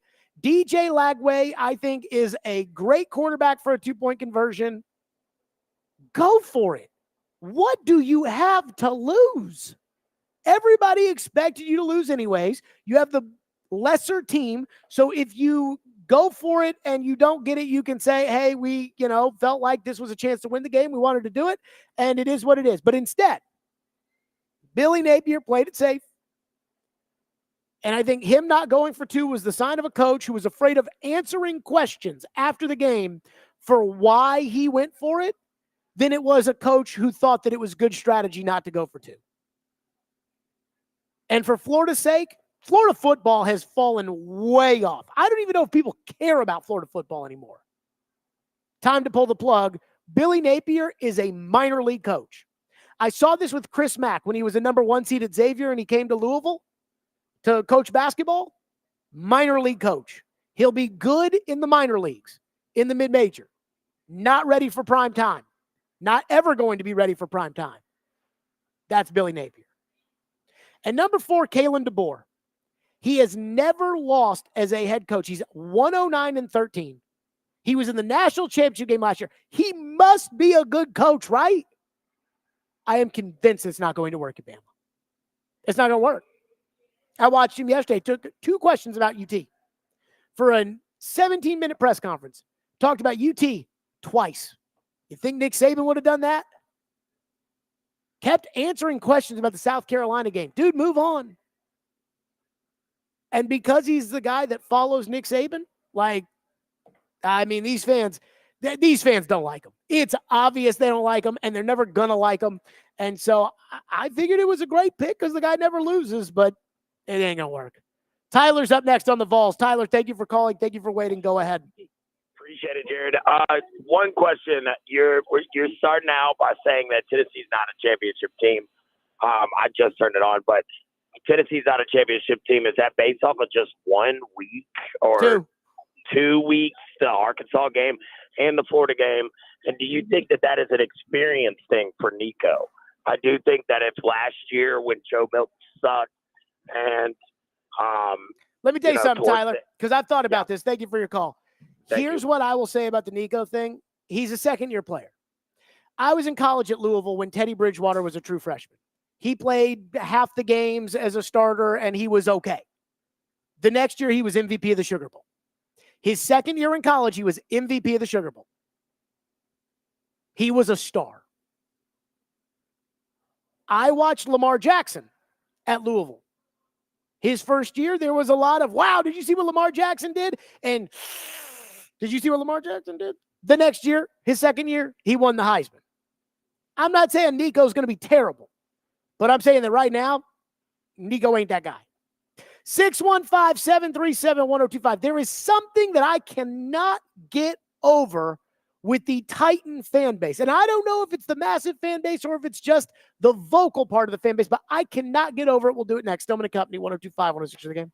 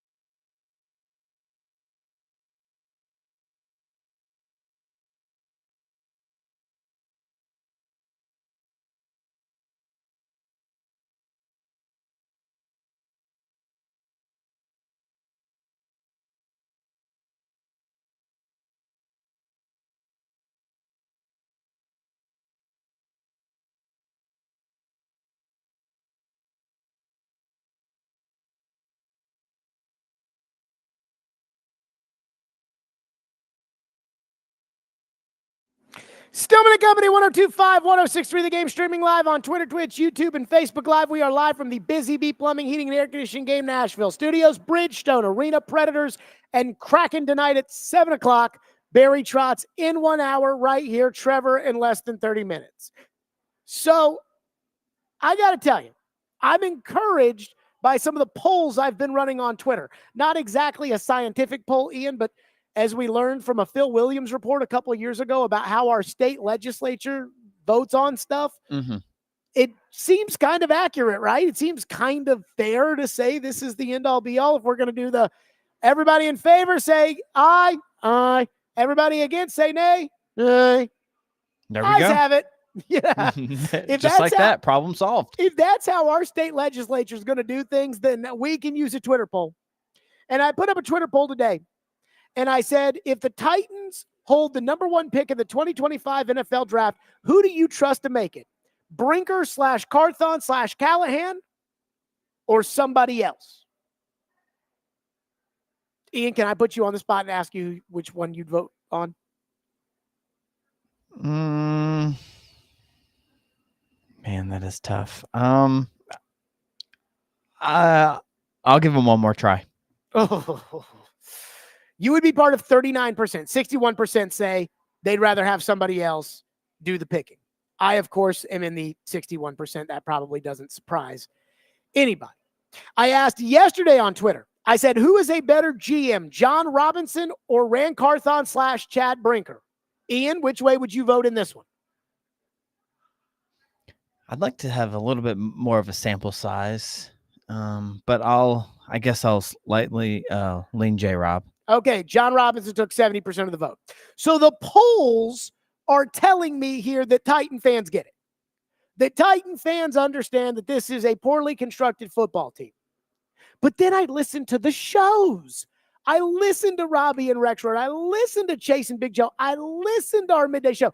I listened to other shows. I listened to Twitter. I hear it all. And I am stunned about how many people that are Titan fans think that everybody's job is safe no matter what except for the quarterback. How many people think the Titans' only problem as a football organization is the quarterback? How many Titan fans are like, well, Jared, what about Cam Ward next year? And are the same people that think Derrick Henry's no good, are they running the team? Because it doesn't matter if you draft Cam Ward. Are the same people who do not value right tackle, are they picking Shedeur Sanders? Because then how likely is it that Shedeur succeeds? And I am stunned. I am glad that 61% of you get it, that 70% of you understand. Ran Carthon and Chad Brinker have to win 17 straight games to have the same 70. That's a whole season. They'd have to win 17 straight games in order to get to John Robinson 61%. So you mean to tell me, you 39%ers, Ian, you mean to tell me that at the end of the year, you're going to look at your team that, according to next year, the payroll or whatever it is, next year's payroll is supposed to be $100 million less right now than this year's payroll. Because guys like DeAndre Hopkins and Kenneth Murray and, the guys on one-year deals, Quandre Diggs and Jamal Adams, those guys are all gone. So you would assume you're going to be able to spend at least $100 million this offseason just to match this year's payroll. So you're going to look back and you're going to say, with $100 million to spend at least, and with the number 1, number 2, number 3 draft pick, you're going to look at your team and entrust the same guys who for 2 years have made your football team worse. Why would you do that? 61% of you, thank you. 70% of you, thank you. But why would you do that? Why would you want these guys? Ian, I'm going to put you on the spot. Why would you want these guys to be picking when they're giving you Skoronski and Levis and Andre Dillard and Daniel Brunskill and Sean Murphy Bunting and $90 million for Ridley, who's got 9 catches? Why? They've had some good picks. What do we think about Latham? I think Latham's fine for the 7th overall pick in the draft. Solid. Okay, Sweat's not terrible. Would you use the 38th pick on a no run stuffing DT that doesn't hit the quarterback? Maybe. Brownlee, not terrible. This draft has shown some promise. Some. Yeah, last year, Some. not 100% great, but not also 100% terrible. And the whole Carthon-Vrabel dynamic was all out of whack last year. So we don't really know who was actually calling the shots there. But right now, are you happy with the Calvin Ridley deal? No, not With really. Jarius Sneed? I mean, if we're going to give Jarvis Brownlee credit, we got to look at L'Jarius Sneed and say, bro, what up? Yeah, I mean, I don't hate the Sneed deal at this point. No. They've blown the right tackle position for 2 years in a row. Just totally blown it off. Don't care. Well, not worried. Not. Yeah, that's not just them, though, that did that. That's been a constant kind of thing off and on for a few years. Again. That's not new with these guys. So people are telling me constantly, they're like, Brian Callahan, Chad Brinker, and Rand Carthon's jobs are safe. How do I know that?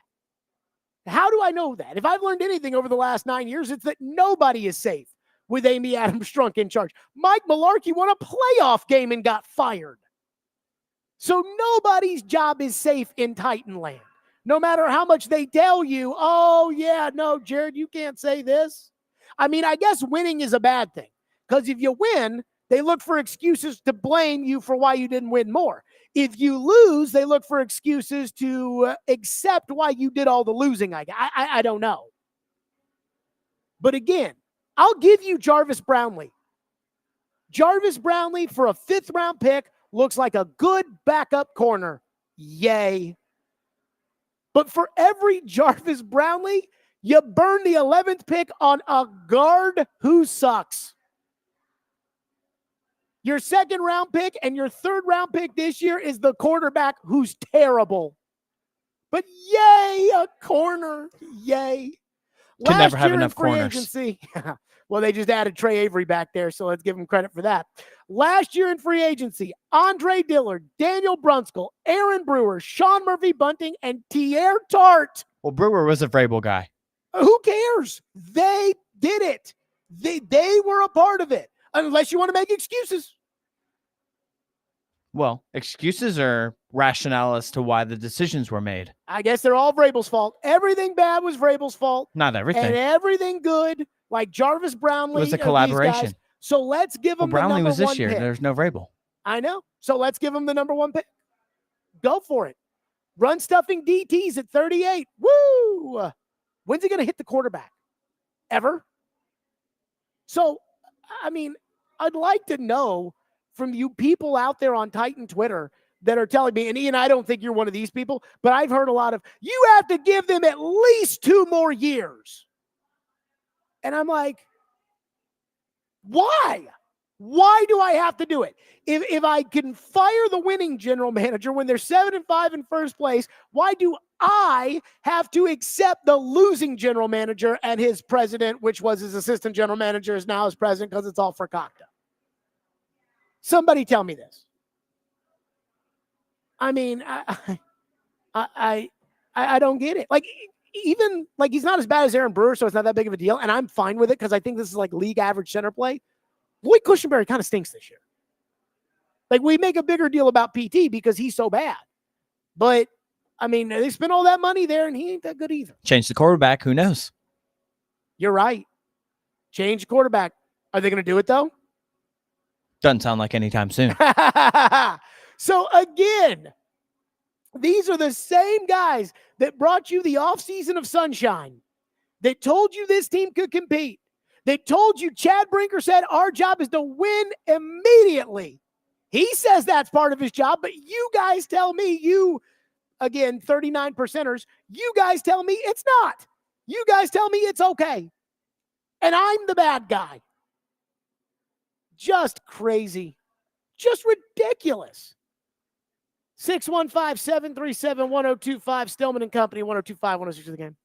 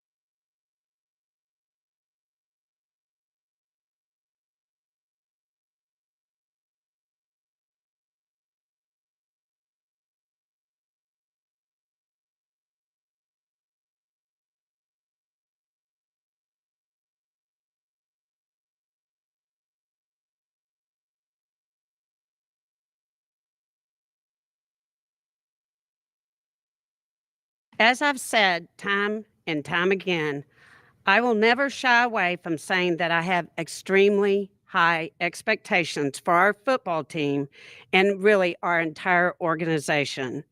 I expect us to build a team that is going to have sustained success and bring Lombardi trophies to the city of Nashville.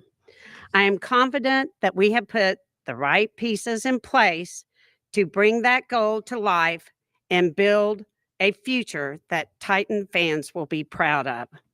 That was in January. Did she mean an immediate future? Or did she mean like 6 years from now? That 6 years from now, maybe the Titans will have a team that we can be proud of. Let's get to some of your phones. 615-737-1025. Ron says, and our phone line's driven by WilsonCountyHunting.com. Ron says, Jared, they will have Brian Callahan there to pick the quarterback he wants. Then there are no excuses. And they'll have Bill Callahan to help find the right lineman he wants. Well, I mean, you can say whatever you want, but Brian Callahan is on record in May of this year telling Albert Breer of Sports Illustrated that he said to Rand Carthon after watching the tape on Will Levis that he said, yeah, I mean, do due diligence on these other quarterbacks, but we got the quarterback. Like, we got a quarterback. So, I mean, did he not do some evaluating? He told Taylor Lewan on Bussin' with the Boys, hey, Will Levis is a big reason why I took this job and why I have high expectations for this team.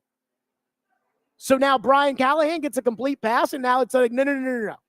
Brian had nothing to do with that. We can't hold him accountable. We can't hold him responsible for things that he signed up for. That didn't make a lot of sense to me. And then when it comes to Bill Callahan, I mean, Ian, I don't know what to say about Bill Callahan. What do you mean? He's got the reputation, and he's got the experience, but his line, it's booty cheeks, and the whole right tackle thing has totally turned me off to Bill Callahan. Well, he's not in charge of personnel. He can only do so much. Yeah, but again, you think if Bill Callahan sat there and you think if Bill Callahan in their staff meetings talked about right tackle as much as I talked about right tackle, they would have done nothing? Or do you think what I think is infinitely more likely is Bill Callahan watched the tape of Nicholas Petit-Frere, a.k.a. PT. Watched the tape of PT and said, I can coach him. Maybe. And that scares me. No, I mean, again, this is why I didn't give the Titans the benefit of the doubt this year on the offensive line and why I look like a genius when it comes to having told you about right tackle and having told you about Skoronski, and I didn't give them the benefit of the doubt this year, and I said they don't get it. And they said, why don't they get the benefit of the doubt? Why doesn't Rand Carthon get the benefit of the doubt, Jared? And I said, because I gave that to them last year with Dillard and Brunskill and Brewer. I gave it to them last year. You don't get it 2 years in a row. So now I got to give Bill the benefit of the doubt now going forward when Bill flubbed it up at right tackle this offseason? He's got pretty good credentials, I'd say, resume. I'm looking at Leroy Watson. Watson! He was not terrible. He's terrible. He wasn't as terrible as PT that was this week, though, was he? Well, we didn't see PT out there. But again, who's the Colts' best rusher? Kwity Paye? Latu, maybe? Maybe Latu. I mean, and I don't even know, does Latu have a sack this year? Oh, yeah. He has at least one. I've seen it. Again, woo! Let's see what happens next week at Buffalo. Let's see how. All right, let's do this. Leroy Watson plays at right tackle. And I'm going to guess, I hate to say it, it's probably going to be pretty crappy if I had to guess. And I think I get a certain amount of credibility when talking about this because, well, I hate to say it, but I was right all along. Coy and Clarksville says, every day you talk about John Robinson, he is gone, let it go. He had 3 straight crappy drafts. You have hated Rand since day one. That's not true. We had Rand on the show the day Rand got hired. My 2:00 segment was, I can't tell you whether or not he's going to be a good GM, but I like what I hear. Rand came on the show that day. Really liked his energy. Then when it came to actually doing the job of GM, I saw a lot of cut corners. I saw a lot of, it's not my job. Ian, if you could, yesterday, I added this in there because I thought maybe we'd play it or not, but Rand was doing an interview on SiriusXM NFL radio during training camp. During practice. Like the Titans are practicing, and Rand Carthon, while they are practicing, is sitting down with SiriusXM NFL radio. Ian, do we have that cut? Yes. Go ahead and play it. But are you fitting your vision? No, I feel really good about the work that we put in. I had a couple interviews yesterday, and for me personally, it goes without saying. I think we've had a hell of an offseason. I hope you can hear the guys, whatever's going on behind me. Oh, I yeah. can't even see. Well, what's going on is that there was an interception, and someone is carrying it all the way to the house. Luke Gifford taking it in. The Nebraska Flash, touchdown Titans. And so I think we've had a hell of an offseason. It's probably been understated. I'm the bad guy because I want a general manager who watches practice during practice. I'm the bad guy. You've hated Rand since day one. No, I've just seen a lot of different things between he and Brinker that have made me say, that's not what I expect out of the GM. Like the finger wagging at the press conference when everybody asked questions about Levis and Spears. And he said, this is going to be one of the greatest nights of their life. Be positive, media. That's not what big boy GMs do. That was a red flag. Doing an interview during practice, that's a red flag. Getting up in front of the fans after you fire the head coach and saying the ball didn't bounce your way, that's a red flag. So you can say this is all my fault. I mean, again, I think that makes people feel better about it, is to just say that it's the mean radio man being a bad guy. But, I mean, if you had the choice of your GM can watch practice during practice or your GM can do interviews during practice, what would you rather have the GM do? I vote for watch practice during practice. Could you imagine Bill Belichick, for instance, saying, hold on, guys, I'm going to go over here. You guys keep practicing. I'm going to go over here and do an interview. This wasn't stretching period. This wasn't field goal period. There was an interception. They were scrimmaging. And Rand was doing an interview. That's embarrassing. And I haven't brought it up until now, by the way. For the Jared, you look for things just to go after Rand. I didn't bring it up then, but I heard it then. And I'll tell you this right now. I asked somebody that would know. I said, would Floyd do an interview during practice? Ian, let me ask you. Would Floyd do an interview during practice? Training camp, specifically? Mm-hmm. I mean, I guess it's possible, but I'd probably lean no, but I wouldn't rule it out completely. I asked somebody, would Floyd ever stop watching practice to do an interview? The response, and this is someone who would know. F no. Nobody with a brainstem would have even asked. Again, one texter says, it's practice. Who cares? So, so the GM doesn't need to watch practice. He's going to cut players, but he doesn't need to watch practice. What are we doing, guys? And when it comes to John Robinson and why do you bring him up every day? I bring him up every day because it is ridiculous to fire a winning general manager. And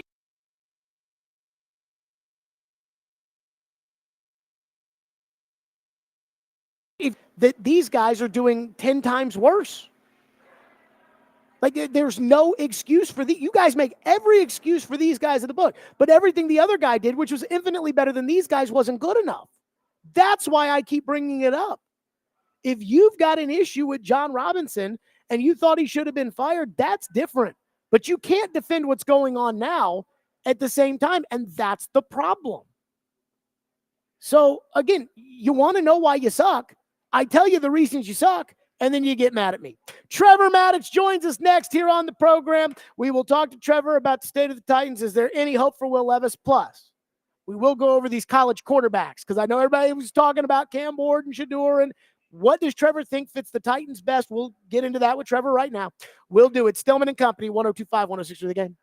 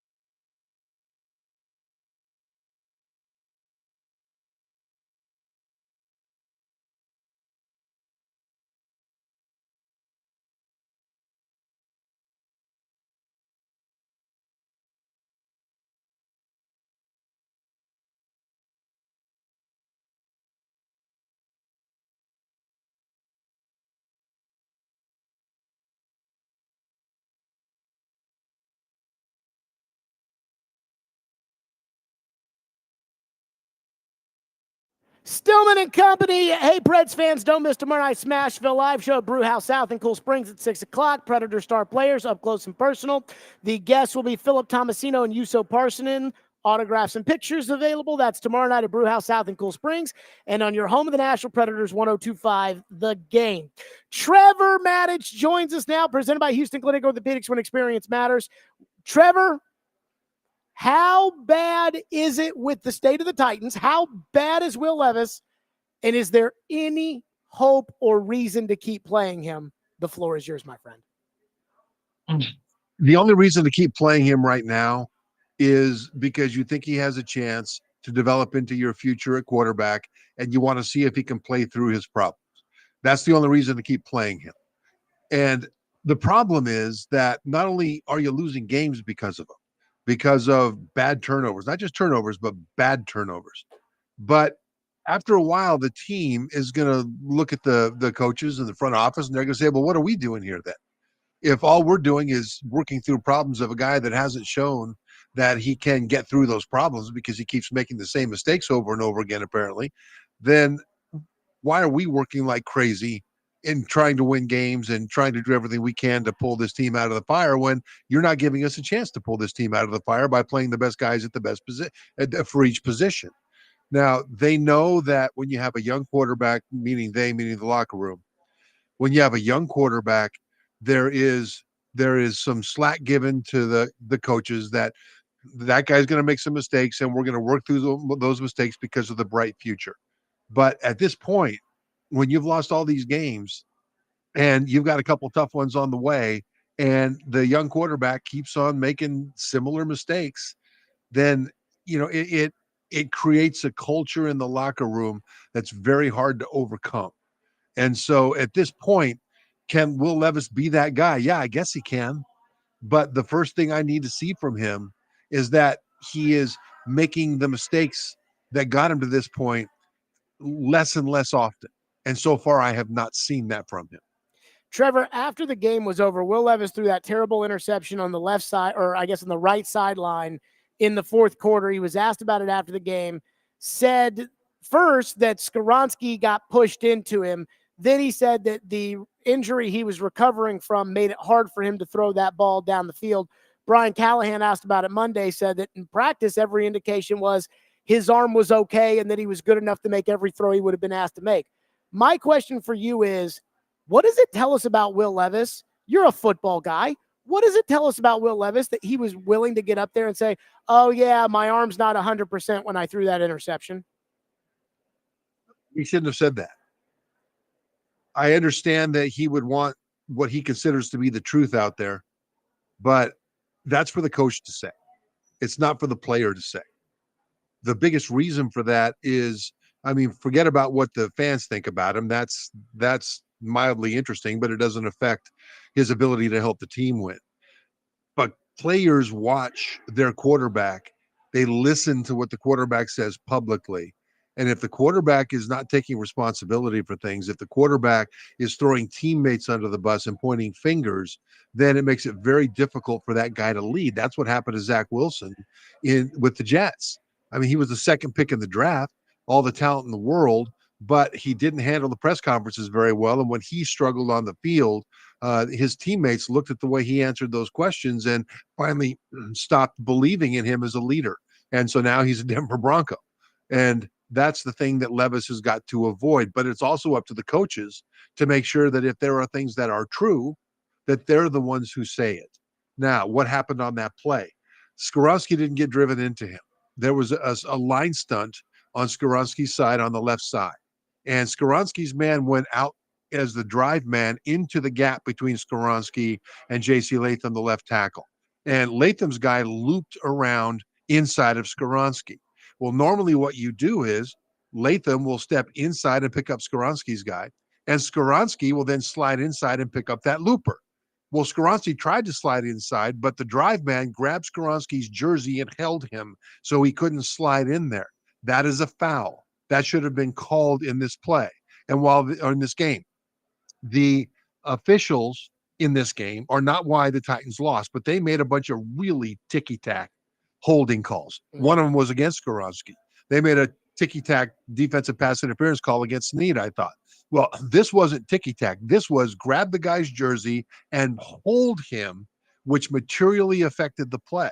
Well, that's the defender that came around into the spot that Skoronski would have been had it not been for the hold, and he's the one that affected the throw, and it ended up being fluttered up in the air and intercepted. But see, I just told you that, right? Mhm. It would have been nice for the coach to have said that so that Levis didn't need to suggest it and therefore be seen as possibly pointing a finger at somebody else. That affected the play. That wasn't his fault. He was hit as he threw, but he can't be the one to talk about that. Trevor Maddich with us, presented by Houston Clinic Orthopedics, when experience matters. Trevor, how concerned are you about the Ridley-Levis connection? 8 targets, 0 receptions. Ridley not happy with his lack of targets in the first half after the game on Sunday. I am a lot more worried about the connection between Levis and everybody else than Ridley. The reason is that teams know that he's trying to get the ball to Ridley. And what ends up happening is they double team him, especially early in the game, so he can't kind of get uncorked and get a rhythm going with Levis. And when that happens, the defense can dictate where you need to go. The problem is that if you don't then make up for that by hitting other guys, if you don't make up for that by making them pay for double teaming in one spot and therefore leaving themselves weak in other spots, then you're not going to have the ability to keep them from doing that. And so, there's been a pretty good distribution in terms of receivers with the Titans. They've gotten the ball to a lot of different guys. No one guy has gotten a preponderance of that, but of targets. But at the same time, Ridley's the one he really wants to get it to, especially deep.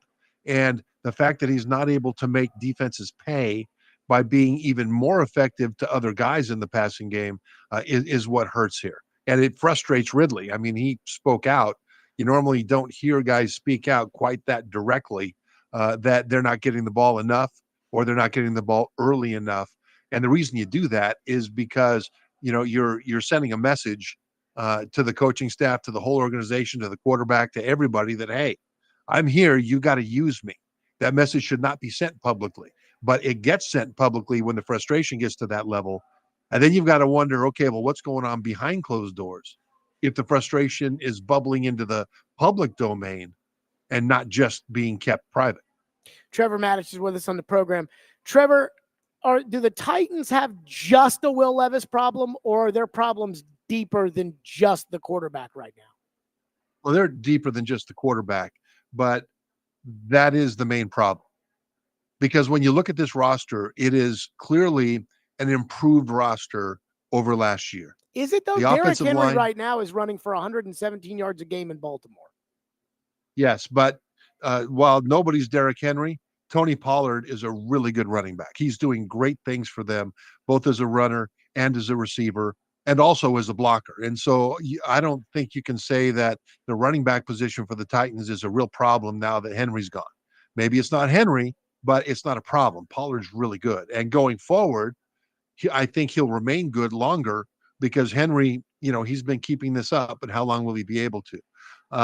And so I don't know that that's the real problem. The offensive line, they got J.C. Latham in the draft at left tackle, and he upgraded that position massively from the nightmare it was last year. But he still has a long ways to go. He's just a rookie, but you can see the promise there. Bringing in Lloyd Cushenberry at center, he's one of the best young centers in the NFL. I believe in Skoronski more than a lot of other people will. I mean, just those guys alone. The offensive line is vastly improved, even though we've got a problem on the right side, especially at right tackle. When you look at the receivers, the receiving core is vastly improved than it was last year. The thing that's still holding them back is the quarterback position. And I don't mean holding them back for being a Super Bowl team. I mean from maximizing the potential that's there with the rest of the roster. And so, while that's not the only problem, right tackle's still a huge problem. I'm sure you've been making your voice heard about that one today. But in terms of they're not getting the most out of the other guys on that roster, especially on offense, because the quarterback position is not able to do two things. One is to distribute the ball in a way that allows them to move it on plays that are there to be made. The other is the quarterback position is not able to avoid the big mistakes that cost you games over and over and over again. So it's not the only problem, but it is the ginormous elephant in the room. Trevor, is there any one guy that stands out to you between Cam Ward and Shedeur Sanders and Jalen Milroe and, Quinn Ewers and Carson Beck and all these guys that they're talking about?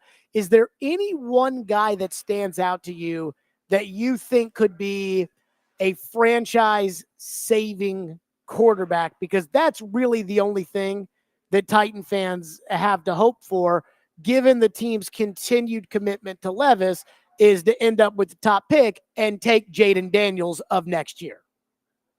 There's only two guys that I feel like have a chance to be what Jaden Daniels has been this year. I mean, coming out of last year's draft, I thought he had the best chance, Daniels, of having the best career long-term and starting the fastest.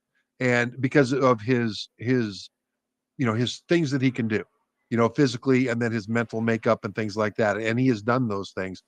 I think that actually the way Jaden Daniels has played for the Commanders should be a blueprint for Will Levis. And Will Levis should actually be trying to be not Patrick Mahomes, but Jaden Daniels. And he's got the ability to do some of those things that Daniels can do. He's not been doing those things. From the college standpoint, the guys that are playing now that are eligible for the draft, I think the best of the best chance to have that kind of career, especially early, is Shedeur Sanders. Shedeur Sanders of Colorado has been magnificent.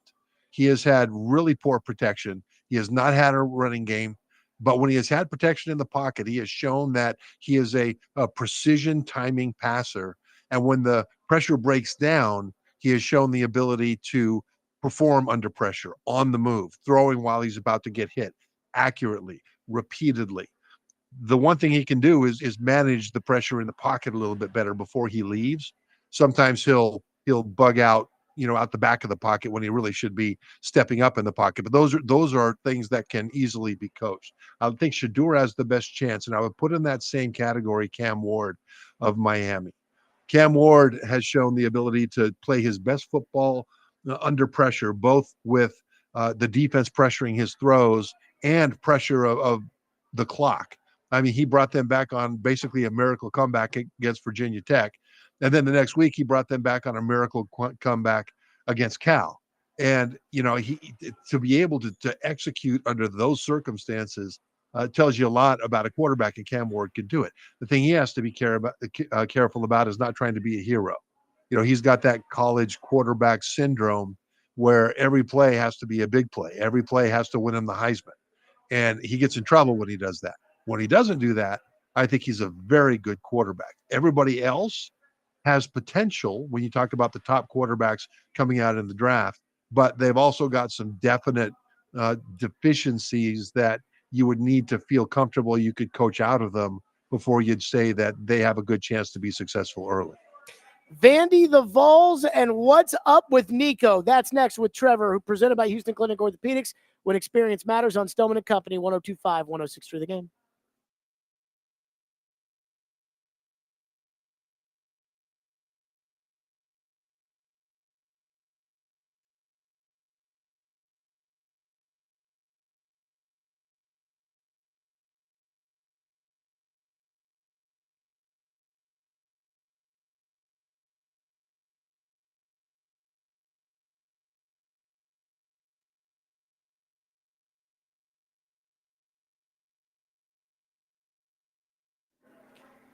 Let's talk Hiller Plumbing, Heating, Cooling, and Electrical. You know I love Hiller. They take great care of my home. They can do the exact same for you. It is spooky season, and everyone's thinking about Halloween. And this month, it's all treats and no tricks with my friends at Hiller. These are the guys, again, who take care of my home, and they do a fabulous job. During their spooky good fall giveaway, get a free Blackstone griddle, Solo stove, or Yeti Tundra cooler with select home upgrades. Or enjoy $99 specials like an HVAC tune-up, and more. Visit happyhiller.com today for the details. That's Hiller Plumbing, Heating, Cooling, and Electrical. Proud supporters of the Preds, the Vols, and Vandy. Hiller, call the Happy Face truck today.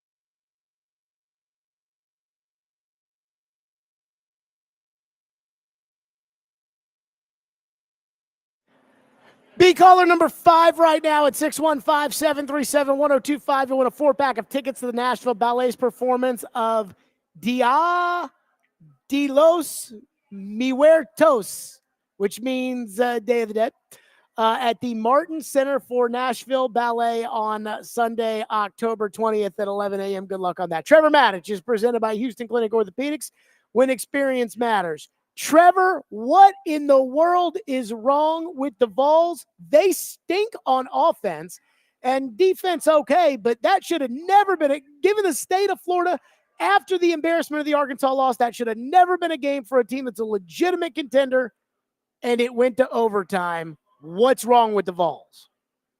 Not able to get the ball pushed down the field against better defenses. And Florida's defense actually has been making some strides. They've been getting a little bit better. And this offense is at its best when it has the ability to run at high tempo, which they do sometimes, not all the time. And when they are able to complete long passes down the field. If a defense is just a little bit not good enough to handle those two things, then they'll put 50, 60 points up on them because of the nature of the offense. But when you face a defense where it's a fair fight, then all of a sudden it looks a whole lot worse. And so what happened in the last 3 games is that they were not able to get those big plays in the running game, really, or the passing game. And in each of the last 3 against Oklahoma, Arkansas, and Florida, the Tennessee offense only scored 2 touchdowns in each of those games in regulation. I think Arkansas, the loss, is a great example where they had a 53-yard run that led to a touchdown at the end of that drive.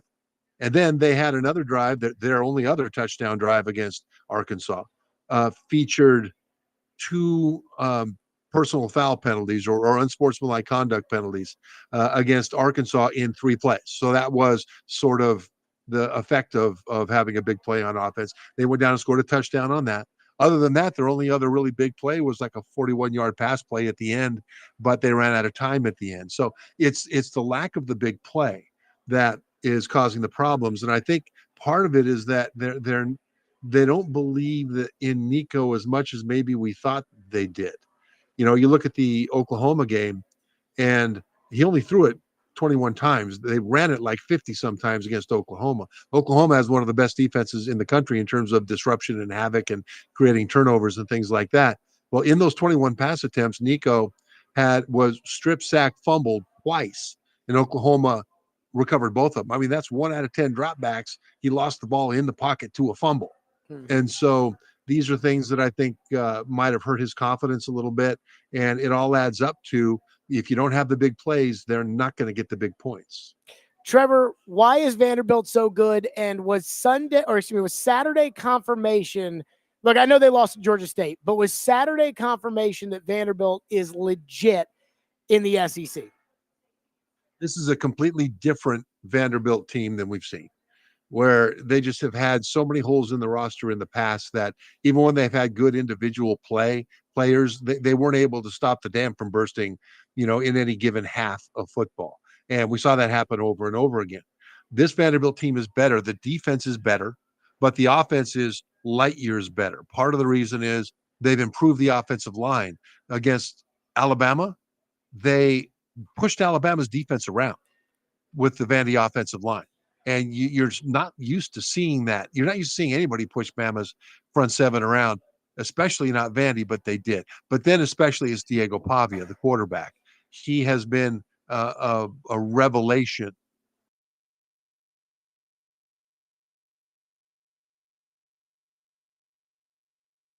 Efficiencies that might exist around him. And it especially makes its presence felt in third down conversions. I mean, the Alabama game, they completed 67% of their third downs. That's enormous. And Bama couldn't get them off the field. Because of that, Vandy ran 75 plays to 45 plays for Bama. And think about this, Bama scored 35 points in 45 plays, right? But they didn't have the ball enough because they couldn't stop Pavia on third down. And the same thing happened with Kentucky. Vandy converted like 61% of their third downs against Kentucky. And so the way Vandy is playing is the way they need to when they face teams that top to bottom have superior talent, which they have the last 2 weeks. But the fact that Pavia is such a playmaker, a playground playmaker, and the fact that they're good enough on the line, good enough on the skill positions to be able to convert those third downs, play situational football, it makes all the difference. And I would also credit the offensive coaching staff. For goodness sake, they outcoached Alabama's defensive coaching staff badly in that game. And they did a great job against Kentucky as well. So the way Vanderbilt is winning is sustainable. And they can do this against good teams. Can they do it against playoff caliber teams? Well, they did it against Alabama, and Alabama will probably be in the playoff. So, yeah, to answer your question, this Vandy team is legit, and it's only going to get better from here because this kind of attention, this kind of success draws the eyeballs of recruits that ordinarily wouldn't even consider them. Trevor, speaking of Alabama's coaching staff, I got to tell you, Kalen DeBoer, I mean, his record is, I believe, 109-13 as a college coach. I mean, that's incredible. He was in the national title game last year. And I am convinced after losing to Vandy and watching the game on Saturday and hearing the things I've heard on the Paul Feinbaum show and seeing the criticisms of him and seeing the way he's reacted, it's not going to work. It's not going to work at Alabama. And I just want to know, like, when you watched the game against South Carolina on Saturday, did that start to creep into your head at all? Not from a DeBoer standpoint, because there's more than one way to skin a cat. And everybody's been trying to replicate Nick Saban. Nobody's really been able to do it except Kirby Smart, the way that Nick does it or the way he did it.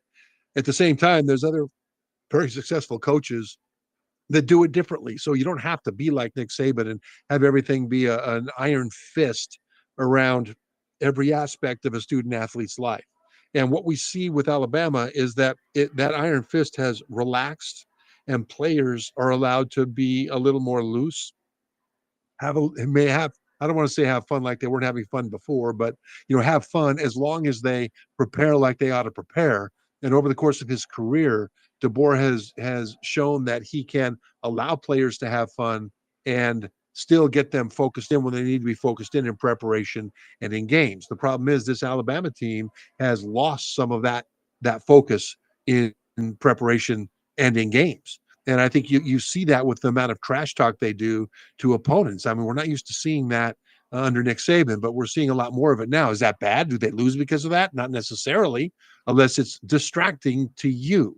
And, at the end of the Vandy game, one of their team captains on defense was flagged for unsportsmanlike conduct for kicking the ball. He got in on a tackle of Diego Pavia, and after the whistle shoved Pavia's head into the ground, had to apologize after the game for his behavior. And he was called out by other Alabama players, former players, for that behavior. Well, you didn't see that under Saban. Mm-hmm. That doesn't mean that DeBoer and his style are wrong or that they can't win.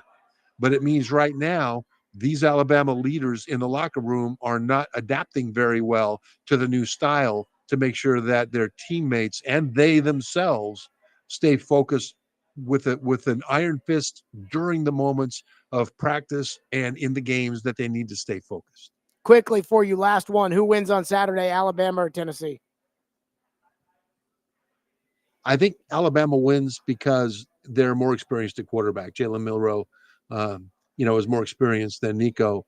But I worry, Jared, that the Alabama defense can be had. It can be had. Watching them on tape makes me sick over the last several games. And if Tennessee gets back up to speed in terms of hitting those deep passes, the Volunteers will win. But right now, I have to go with the quarterback with the more experience. Trevor Mattish, presented by Houston Clinic Orthopedics, when experience matters. Great stuff. Appreciate you, Trev. Thanks, Jared. Barry Trotz will join us live from Bridgestone Arena. That's next. Stillman & Company, 102.5, 106.3 The Game.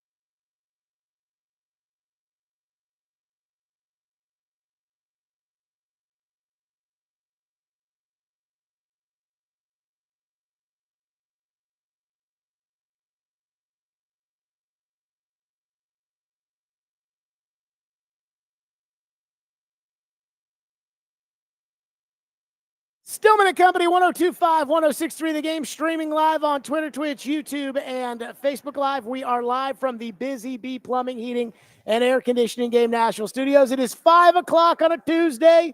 Last week we did it on a Thursday, but this is Tuesdays with Barry. Barry Trotz is here with us, presented by Pourvu. Be ready when the puck drops in Smashville with your drink of choice in hand. Not only does Pourvu have the best selection of wine, it's a one-of-a-kind selection you won't find anywhere else. Barry, thank you for stopping by. How are you? I'm doing well. So not a great start to the season. You know, you lose a game against Dallas, then you go on the road, and Cam Talbot locks it down with Detroit. Are you worried? Should you be worried? How many games until you should be worried? Or where do we sit? We until we win a game, we feel like we're going to go 0-82. So, but I do know this: once you get it's just like I think with teams, it's like a baseball player getting their first hit. A hockey player scoring the first goal. You got to get that first win, and then you think you know everything's going to be all right. So, been doing this a long time. We got a good group. They'll respond and. Sometimes some urgency is a good thing. I thought in the Dallas game, I liked our game, other than probably there's a 6-7 minute stretch in the second period where we needed a save. We didn't get it in those games. You do need it. And then I thought we dominated the third. We hit 6 posts, I believe, or crossbars. So we were in the game, and obviously Stamkos ringing it off the bar with the. That would have sent the place crazy nuts if he had scored with 10 seconds to go in the game. Yeah, I will give you that. But I thought we played really well. Dallas is considered one of the top teams in the National Hockey League and one of the favorites for the Cup with teams like Edmonton and that. Detroit, I didn't care for our game a whole lot on the first half. I thought we gave up way too many odd man rushes, too loose with the puck. I thought Saros was really sharp, and then. Their 2 goals were sort of funky plays. One was this sort of a half slapper from the point and sort of a high tip that was pretty close to being a no goal, but it was legal. And then the second goal was really unfortunate. They sort of slapped past it the backside and it bounced around and found its way through Juice. But I thought he played well. But I thought we dominated in.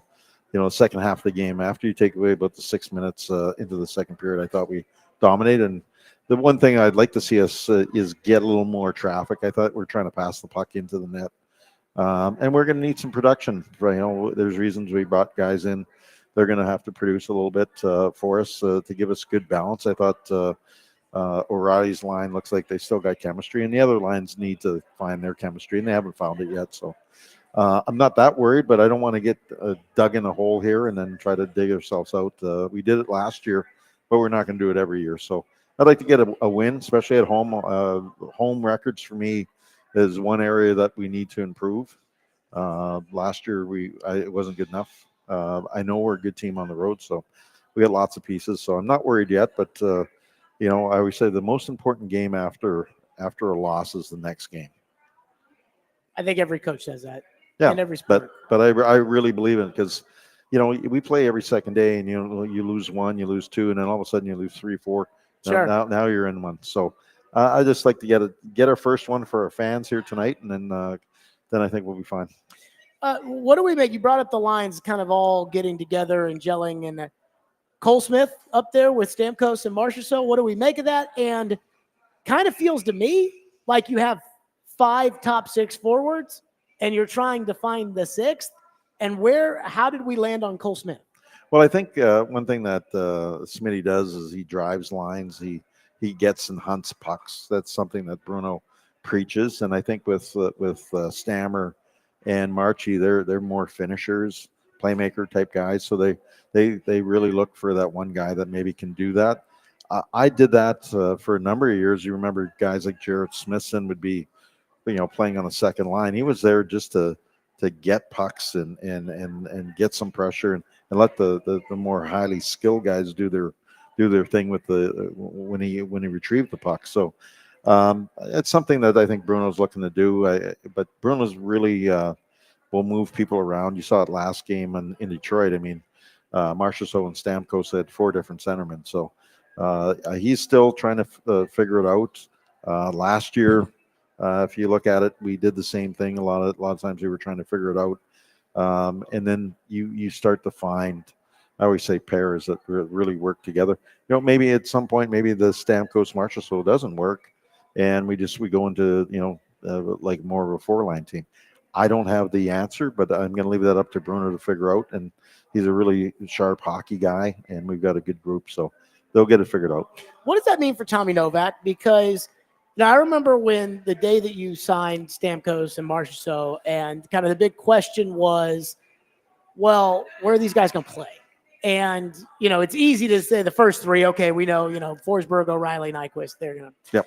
And we had Andrew on that day, and I asked him what he was going to do, and he said, I think Tommy Novak's going to get the first crack at it. Yep. And in training camp, Tommy Novak got the first crack at it. And the other night, Tommy Novak, on Thursday night, got the first crack at it. And then very quickly, Tommy Novak was off that line, and somebody else, Colton Sissons, was in. And the reason I bring that up and ask that is because, Tommy Novak was a guy that was really starting to come along the last year, and then the playoffs hit, and it wasn't the same that he was in the regular season. And now we've already said, okay, let's try somebody else up there. So what does that mean for Tommy Novak? Well, I don't think it means anything. I think what Bruno, if I was, I reading the tea leaves, trying to get in his head, we talk a little bit, but he's seeing if, a little bit? Yeah, we talk a little bit. Okay. But, the one thing that's undeniable that Tommy Novak and Luke Evangelista had a thing last year. They seem to have some, whatever that chemistry was. And I think Bruno wants to go there, wants to see if maybe Stammer's the guy in the middle, and a guy like Cole Smith can do a lot of the driving. Stammer can make some of those plays with Marshy, and they can be a really good line, effective line. They just needed someone to really drive the line, because every line has a guy that sort of is the guy that's willing to dig the ditches, if you will, and you got a skill guy, and some guys are. It just meshes way better on those lines. You always hear about the great combinations. I'm dating myself, but the French connection. Everybody could tell you it was Gilbert Perreault and Rick Martin, and everybody would forget about René Robert, and he was a real key glue guy on that line. So all those lines in the history of the game, Gretzky, Curry, who was their winger with them. Sure. I mean, it's like Zach Hyman, right? With, yeah, exactly. in Edmonton, who's going to be here Thursday night, scores 50 goals. Not because he's not a good player, but because he's playing with McDavid. And well, he complements McDavid. It's so well. He does all the things that maybe a guy like McDavid. I'm not saying he's not willing to do it, but he's just not as good at doing the stuff that Zach Hyman is doing. And Zach Hyman goes to the areas without the puck that are very difficult, which McDavid has the puck all the time. So it blends really well. So that's what Bruno's really looking. He's thinking long term. He's trying to figure out the combinations and the best group of 9 for us, and without, say, taking away the O'Reilly line right now, and then the getting Parsonen in on that fourth line to give us some weight to replace Smitty there, and so Bruno's pretty good at moving people around. These are the lineups, the lineup that I think is going to start in warm up, and probably the first period, and then after that we'll just see where that goes. Barry Trotz is on our program. You signed Scott Wedgwood immediately in free agency, the same time you signed Stamkos and Marchessault. And we know that Kevin Lankinen was looking for a starting job. You didn't have a starting job to give. And obviously that didn't materialize for him. But Scott Wedgwood, not great in the preseason, had a rough second period the other night. We know how important the backup goalie was for the team last year. Are you worried about your goaltender, your backup goaltender yet, or do you see signs of encouragement? Well, I think, last year with Lanks, at the end of the year, we offered him a deal, which would pay him a lot more than he's making right now. And he felt strongly that he'd wanted to be a number 1 goalie, and he might be in Vancouver now with the injury to Demko. So, good on him if that's the case. But at the same time, we have to protect ourselves. We knew that there might be something with the Ascroft situation. Scott Wedgwood is a quality backup, quality person.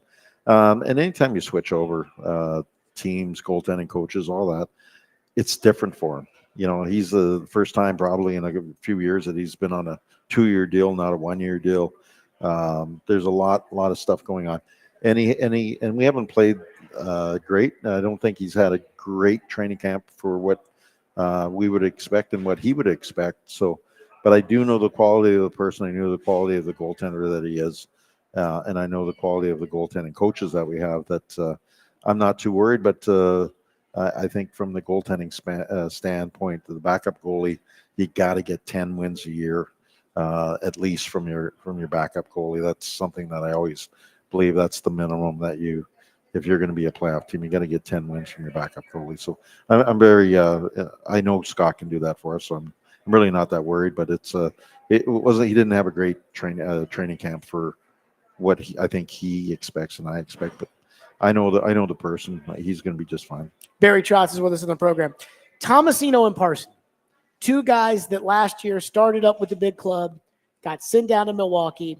They're back up with the big club. It's kind of an odd man out situation, Yep. In, out, in, out. Do you view this as kind of I don't want to say last chance for these guys, but do you view this as like the time to cook in the minors is over and it's time now to prove that you belong in the NHL? Yeah, for two reasons. One is where they are in their careers, and two, where they are in terms of their contracts. They're next year they can be it's the last chance to really get a deal with them, and then they go into UFA and all that. So this to me is one of those contracts, a show me contract. Show me this year, and if you show me, I'll pay you. And that's what this business is. And sometimes the team and the player don't always come together at the same time. Sometimes a player needs that extra year. And so he doesn't maybe get it done in, say, this year, and next year he becomes a free agent. They don't get it done, so they don't get a deal. He goes to another team, and he finally gets some traction and gets it done. So we're sort of at that crossroad where we're going to have to commit down the road to these players, or we don't. And they're going to get an opportunity. As you see, I'm going very lean in terms of the number of players that we have, and they're going to get an opportunity because I don't think we'll be healthy all year like we were last year. If we are, great, knock on wood, but they're going to get opportunity. And I think, I thought Tomer had a really good camp. And he played, quite well through the preseason. Excuse me. And we got into the last couple of games, and really his role, second power play, playing 5-on-5 minutes. I thought he's got some chances. Still got to clean up some details. On Parsons' situation, came into the camp a little bit late, and I thought he had probably a little bit below average for Parse at camp. But as a camp went deeper and deeper into the camp, and then we got into the preseason, he got better and better. So I'm expecting Parse to have a really good game tonight, and sometimes that urgency for those young players, it's really important for them to get over that next level. Are you going to be a really good player that we can rely on, or are you just going to be a player that fills the lineup? Mm-hmm. And then it's kind of bouncing around and trying to. Barry Trotz is with us here on the program. So when it comes to kind of the money that you guys have, again, I talk about this whole top six situation. We know who 5 of the 6 are. The question is finding the 6th guy. Obviously, the trade deadline is months and months away. Things will materialize. We've talked about the Johansson money and the fact that maybe he wins his grievance and that's $4 million you don't have. Maybe he loses his grievance and that's $4 million you do have. The truth usually probably lies somewhere in the middle, but something that you end up having. But last year, we talked about cap space all the time, about the ability that you had to retain cap space for somebody else, facilitate a deal, add a pick. You're loaded with draft picks. Is there a thought in your head that this year you could maybe fill that 6th slot if you end up not liking exactly what you have here, but fill that 6th slot by maybe using that and somebody else's cap space? Yes, absolutely. One thing I found out last year, and I made it public that I wanted to use our cap space. But at the same time, I think the cap space deals, what I'm finding is that you have to have a little bit of a relationship with the general managers and a trust that comes with, work, being in the league a lot. I'm the new guy. So, if they were going to one team or another, they were going to go to someone who they knew more than me. Why? I think it's just trust. It's like you have friends that you've had for 10 years, Sure. and then there's a new guy that comes in, and Well, I'm you aware trust, of the concept of trust, depending but on your friends. I guess depending I'm on your wondering, types of friends you keep. if I'm the general man, if I'm Don Sweeney, and I am trying to facilitate a deal, and you're like, hey, you give me a fifth, and I will, take on whatever. Are you going to think you're not going to fulfill your end of the deal? No. I think there's just more comfort is probably the best way to say to pick up the phone. Hey, I'd like to make this deal with a friend. Use some of your cap space. I'll give you something, and I think that works probably easier. It's easier picking up the phone to someone you know than someone you maybe don't know as well.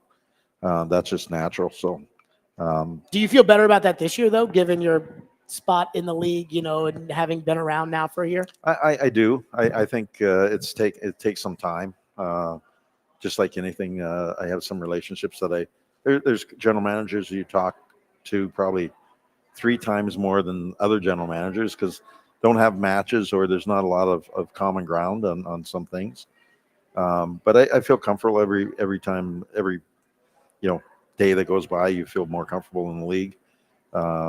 So hopefully we can use someone else's cap space. I would like to use some of our, say, prospects or duplicates in our system to make some of these deals versus just draft picks. I'd like to push some of our draft picks down the road if I can, so that there's always a little bit of a pipeline of guys coming, down in the future. Because you get too many coming out at once, then you don't have room for them. So, real important to spread them out correctly, and we're trying to do that on a daily basis.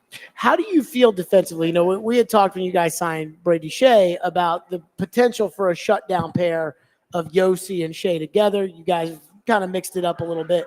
But defensively, how do you feel about the way they've been communicating and the way that they've been working together? Specifically that second period against Dallas, there were a couple miscommunications. But how do you feel defensively about where the team is? Well, I think overall, in our own zone, we're pretty decent. And I mean, in our own defensive zone, when the team has possession in our zone, in our defensive zone, I don't like some of our, we've given up a lot of odd man rushes in that Detroit game. We're getting caught in between a little bit in that, what I call our recoveries, our track, and our protocols with our defense. Sometimes keeping pucks in. It is a split-second decision if you're going to go and challenge that puck that may be coming out of the offensive zone for you, and if you're a second late, it ends up possibly being a 2-on-1.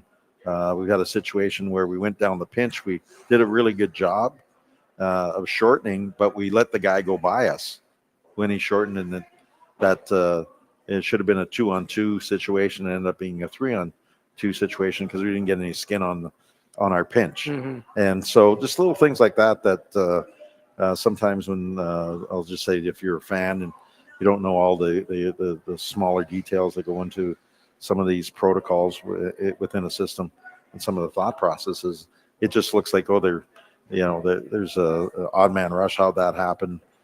There's reasons for those things that happen. And we're, for the most part, Dallas, 2 periods, they had 11, 12 shots. Mm-hmm. That's a pretty good team to keep the shot total down.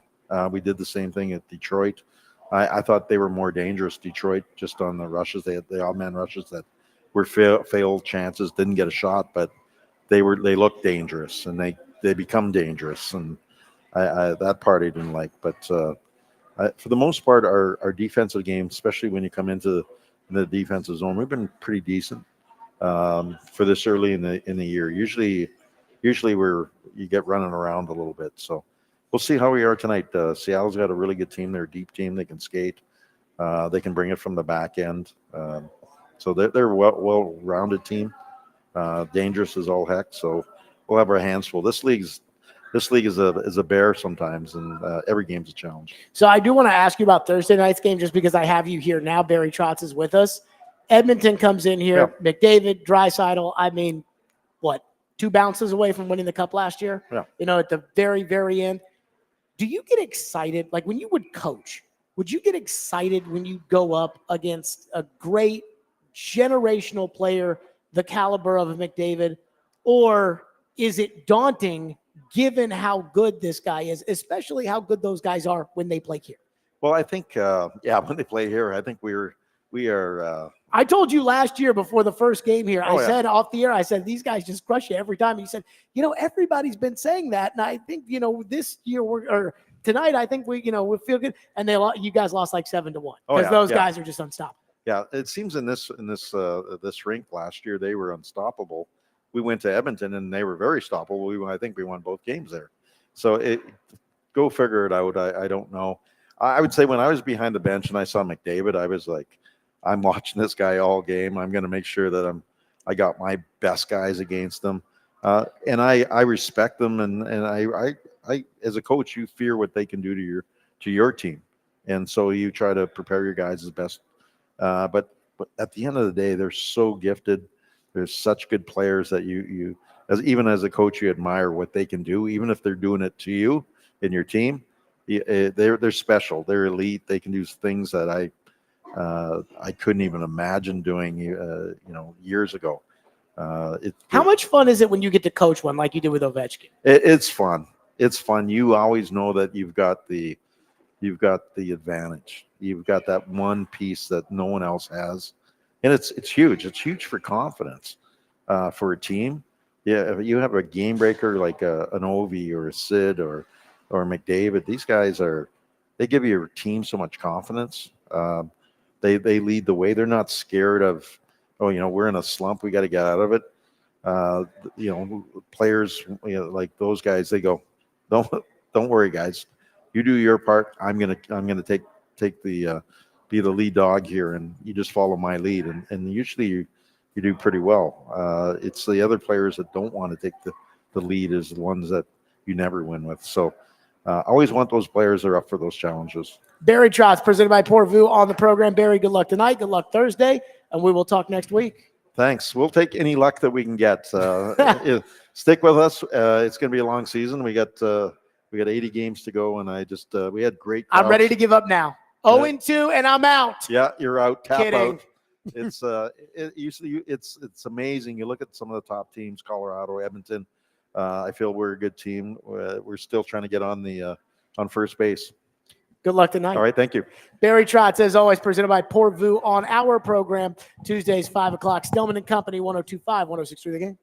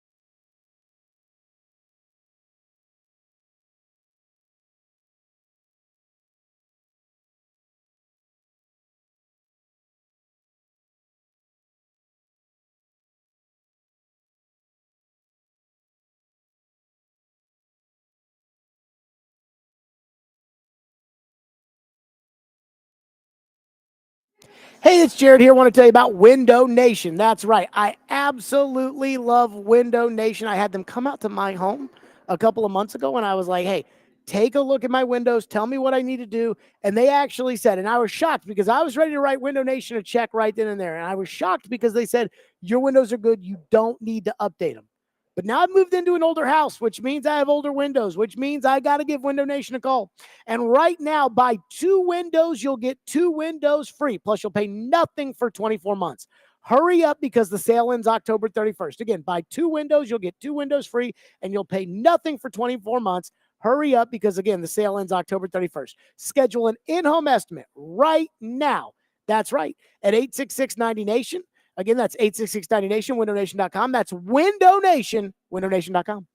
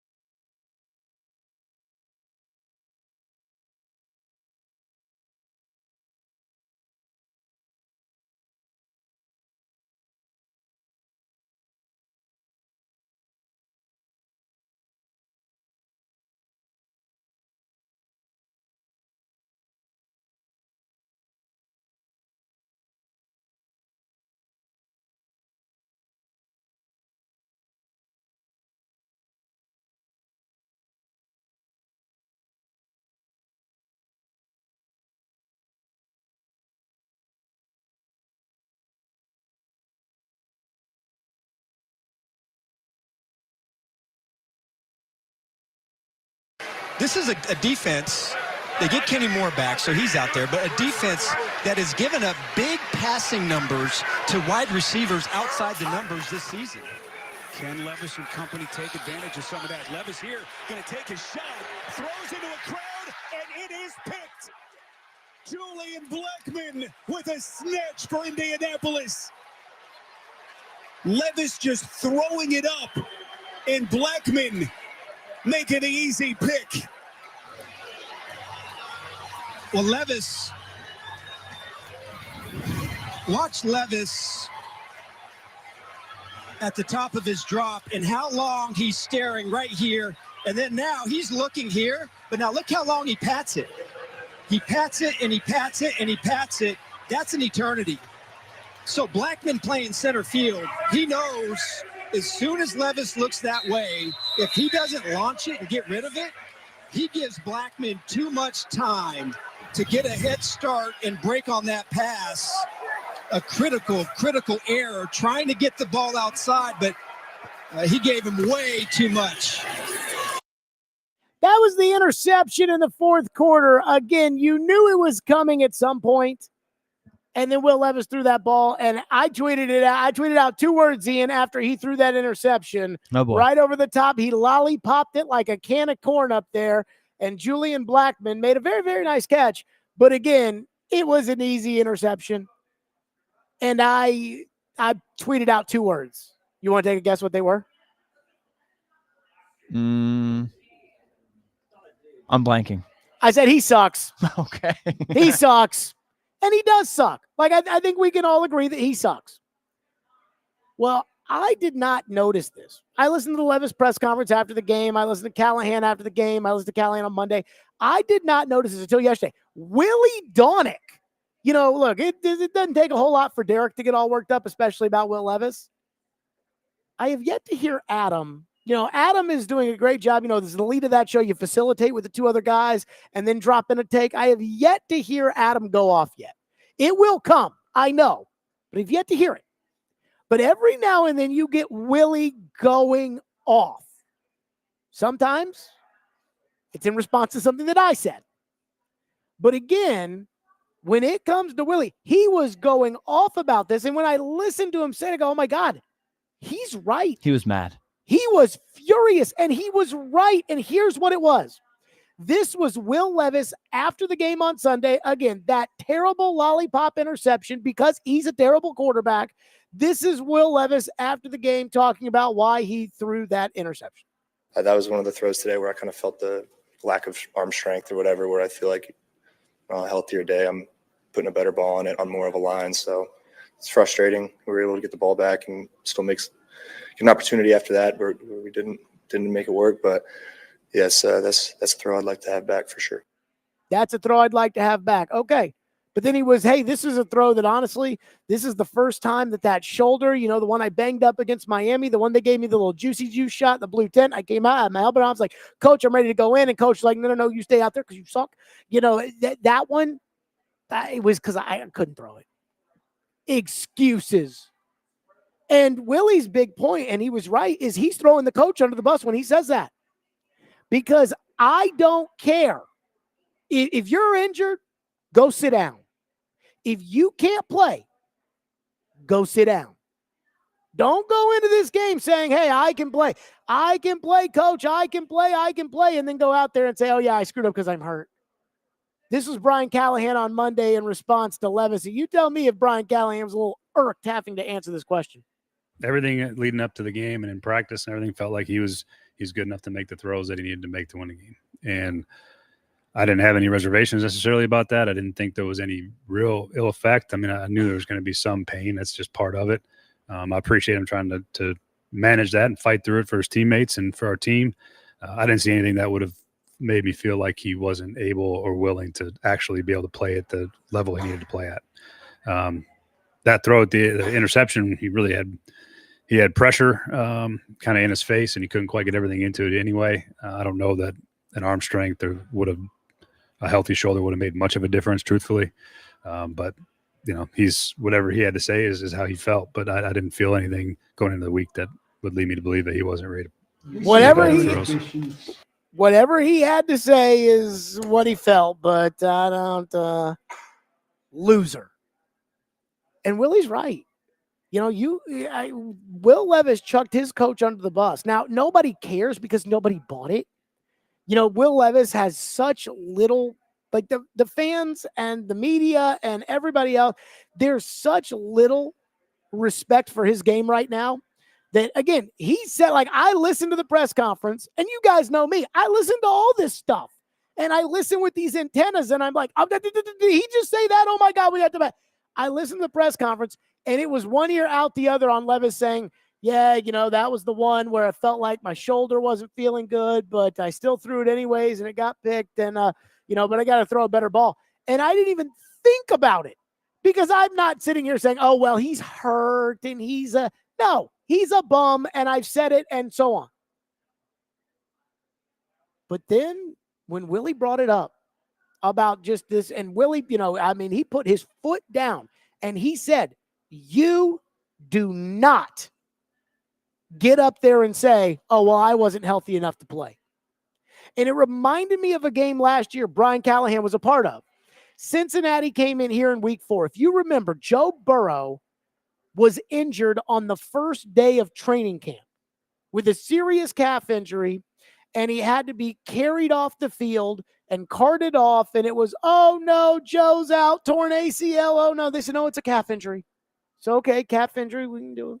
Joe Burrow didn't practice all of training camp. Joe Burrow didn't even get up off the couch. But Joe Burrow's a gamer, so Joe Burrow let it go. And for the first month of the year, Joe Burrow was not right. And it was obvious that Joe Burrow was not right. I mean, he was not right. He was not good. It was bad. They came in here and got crushed by the Titans when the Titans were bad. Came in here and got crushed. And after the game, you didn't hear anything. You didn't hear anything coming out of Joe Burrow's mouth about, yeah, it was my calf. And that's the difference between winners and losers. Floyd used to always tell me, Bud Grant, it's funny because we've quoted Bud Grant a couple of times here. I think Floyd used to quote Bud Grant as much as I quote Floyd.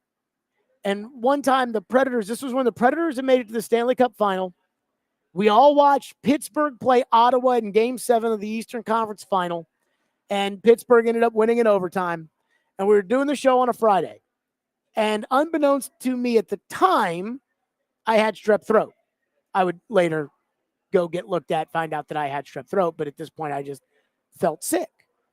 And during the commercial breaks, I would put my head down on the desk, and I would just look down, and I'm like, oh, goodness gracious. But then every time that the segment would start, we get right back into it. And the old man said to me, he goes, Bud Grant used to say, great players play great when they're injured. Again, the Bud Grant sayings at least have kind of this stuff, with the connotation being that the guys who aren't so great, they're the ones that when they're hurt, they ain't worth it. Well, here's Will Levis telling us that when he's got a little ding in his shoulder, we can't expect him to make big boy throws or be treated like a big boy quarterback. And I said right here, I said on the show last week, I said, all right, let's make a deal.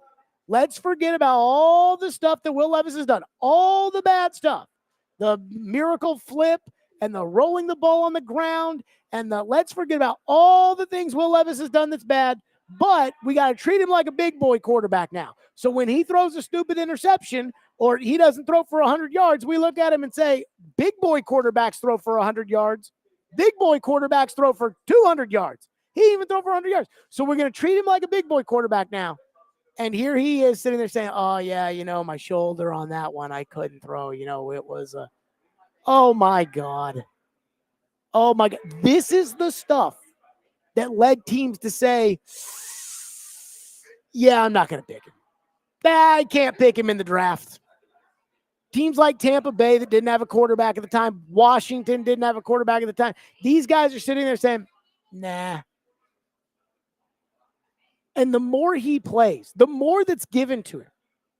If I were to sit down with Mike Vrabel and have an honest question about Will Levis and have an honest conversation, I'd say to him, I go, do you feel, talking about Vrabel, do you feel like when it comes to Will Levis that you guys really babied him last year?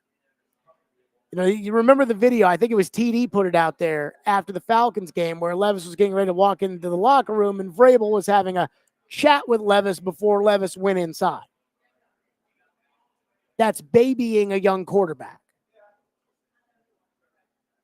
But again, one in one ear, out the other ear with me about Levis blaming his bum shoulder on his interception. And then when Willie says, hey, you can't do that. You cannot say, oh, yeah, it was my shoulder was hurt. Because now the coaches and the training staff and everybody else, they look stupid for playing you. And so, again, I think there's something to this about the fact that not only does Will Levis not have the ability to be a good quarterback from a talent standpoint. Well, I think he might from a talent standpoint. He might just be too stupid. Like, he might just be too stupid. And that just might be the reality that, again, he's immature and irresponsible. No.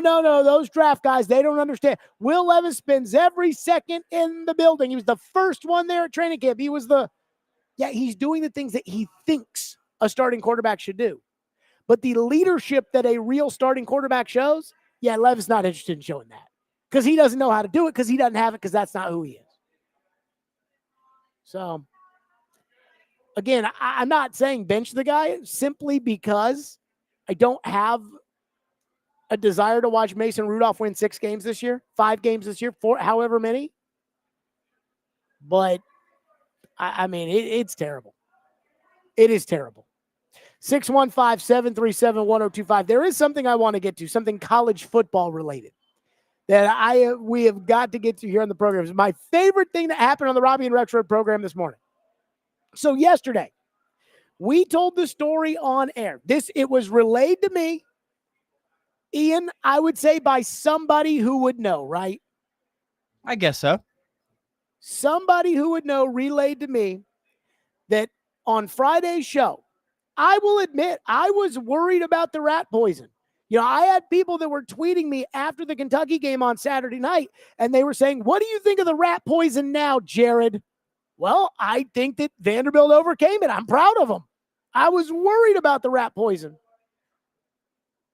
But I had somebody that would know relay to me that a coach on Vanderbilt staff told Diego Pavia that on Friday's show, I compared his media tour to that of the Hawk Tua girl, which is about 45% true.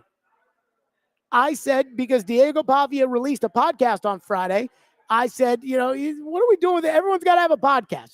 Hawk Tua girl's got a podcast now. And kudos to Vandy, because Vanderbilt took that and they said, hey, Diego, because everybody's telling him how great he is. Hey, Diego, this guy's the mean guy on the radio. He compared you to the Hawk Tua girl. Supposedly, Pavia took his lunch, went in the corner, and stewed about it away from the rest of the team. Reverse rat poison.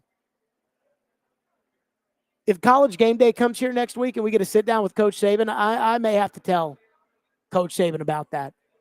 So on Robbie and Joe this morning, Joe was basically up on his soapbox saying there is no way that story is true. Play the guy. Yesterday, driving back here from Bloomington, Indiana, I was like, I got to hear some Stilly today. So I put my app in, listen to Stilly. And as soon as I play, he's talking about how, of course, he flipped out about all the of course. And Pavia had a podcast. And then I don't know, he still had some fake story about some coach said that like Pavia got mad because he called him the Hawk Tua. I don't even know. I've seen the evidence on that one. It's legit. It's legit that someone told Pavia that and he got mad? Yeah. Okay. All right, well, that's funny. But still. My favorite thing is Joe thinks there's no way this story could be true. No way the story could be true. Robbie's like, no. It's as Robbie said, he's seen the evidence. Joe's like, it's true. Okay, well, that's actually pretty funny. Come on, Joe. Joe, you think I'm just making stuff up? That I would just make something like that up around here? Ian, I am appalled that they would think I would just make something up. Appalled, yes. Appalled. Wes is up next on the program on Brian Callahan. Quickly, Wes, go ahead. All right, Jared, I'll make this super quick, man. I have a theory, and I want your thoughts on it. I know that Callahan came out and said, yeah, the part of the reason why I took this job, or a big reason why I took it, is because of Will Levis, and I believe in him. But I have a question. What do you think behind scenes about when Callahan took the job? Do you not think that there was a possibility that he stood on the table and said, hey, look, I'll give it a shot, but if Will Levis doesn't work out, then I want to team up with Chad Brinker and Ren Carthon, and the three of us go get my guy. So No. does that mean everybody's safe? I mean, if that's what happened, sure. But, I mean, it sounds like Amy was all in on the quarterback when she sat down with Mike Keith and said, fans, we have a good young quarterback. And so I don't buy that. Predators game days next, 102.5, 106.3 The Game.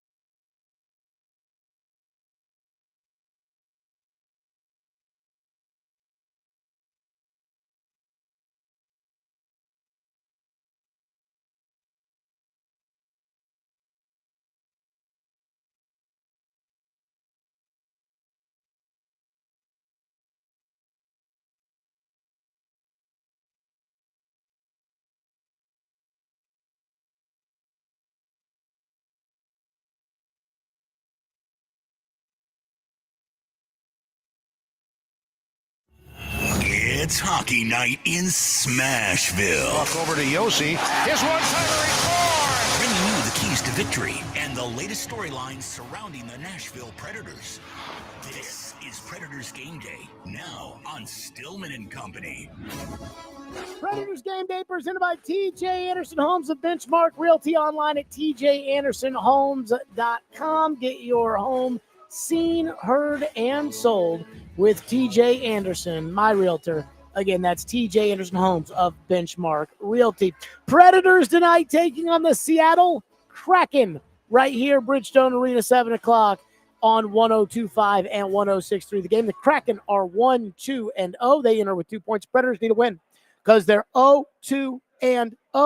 And we go right to the coach's take. Here's Andrew Burnett. I think we like where our game's at for the most part. I think we can tighten some things up. I think there's some summer hockey, in there.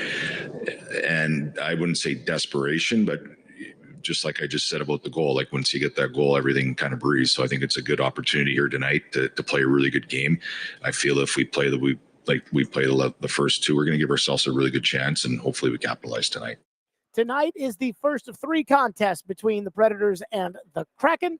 They'll meet again on November 20th at Climate Pledge Arena, and the regular season finale is set for March 6th at Bridgestone Arena. One thing of note, as far as the lines are concerned, Cole Smith has entered the top 6. Ian, I never thought I'd say that in my life. Top 6 forward, Cole Smith. Top 6 forward, Cole Smith. So out is Tommy Novak. He drops down. He's going to play with Luke Evangelista. Meanwhile, it will be Cole Smith centered by Steven Stamkos, and Jonathan Marchessault will be on the other wing, and that'll be your second line as they try to find a 6th forward to go in the top 6. So we'll be keeping our eyes on that. And then once again, the Predators need a win tonight. And that's our final thought, presented by TJ Anderson Homes and Benchmark Realty, again online at tjandersonhomes.com. They need a win. 0-2, who cares in an 82-game season? 0-3 with McDavid coming in on Thursday. That is concerning. Max has the pregame show. Pete Weber has the call. That's all coming up next. Stillman and Company. We'll see everybody tomorrow at 2.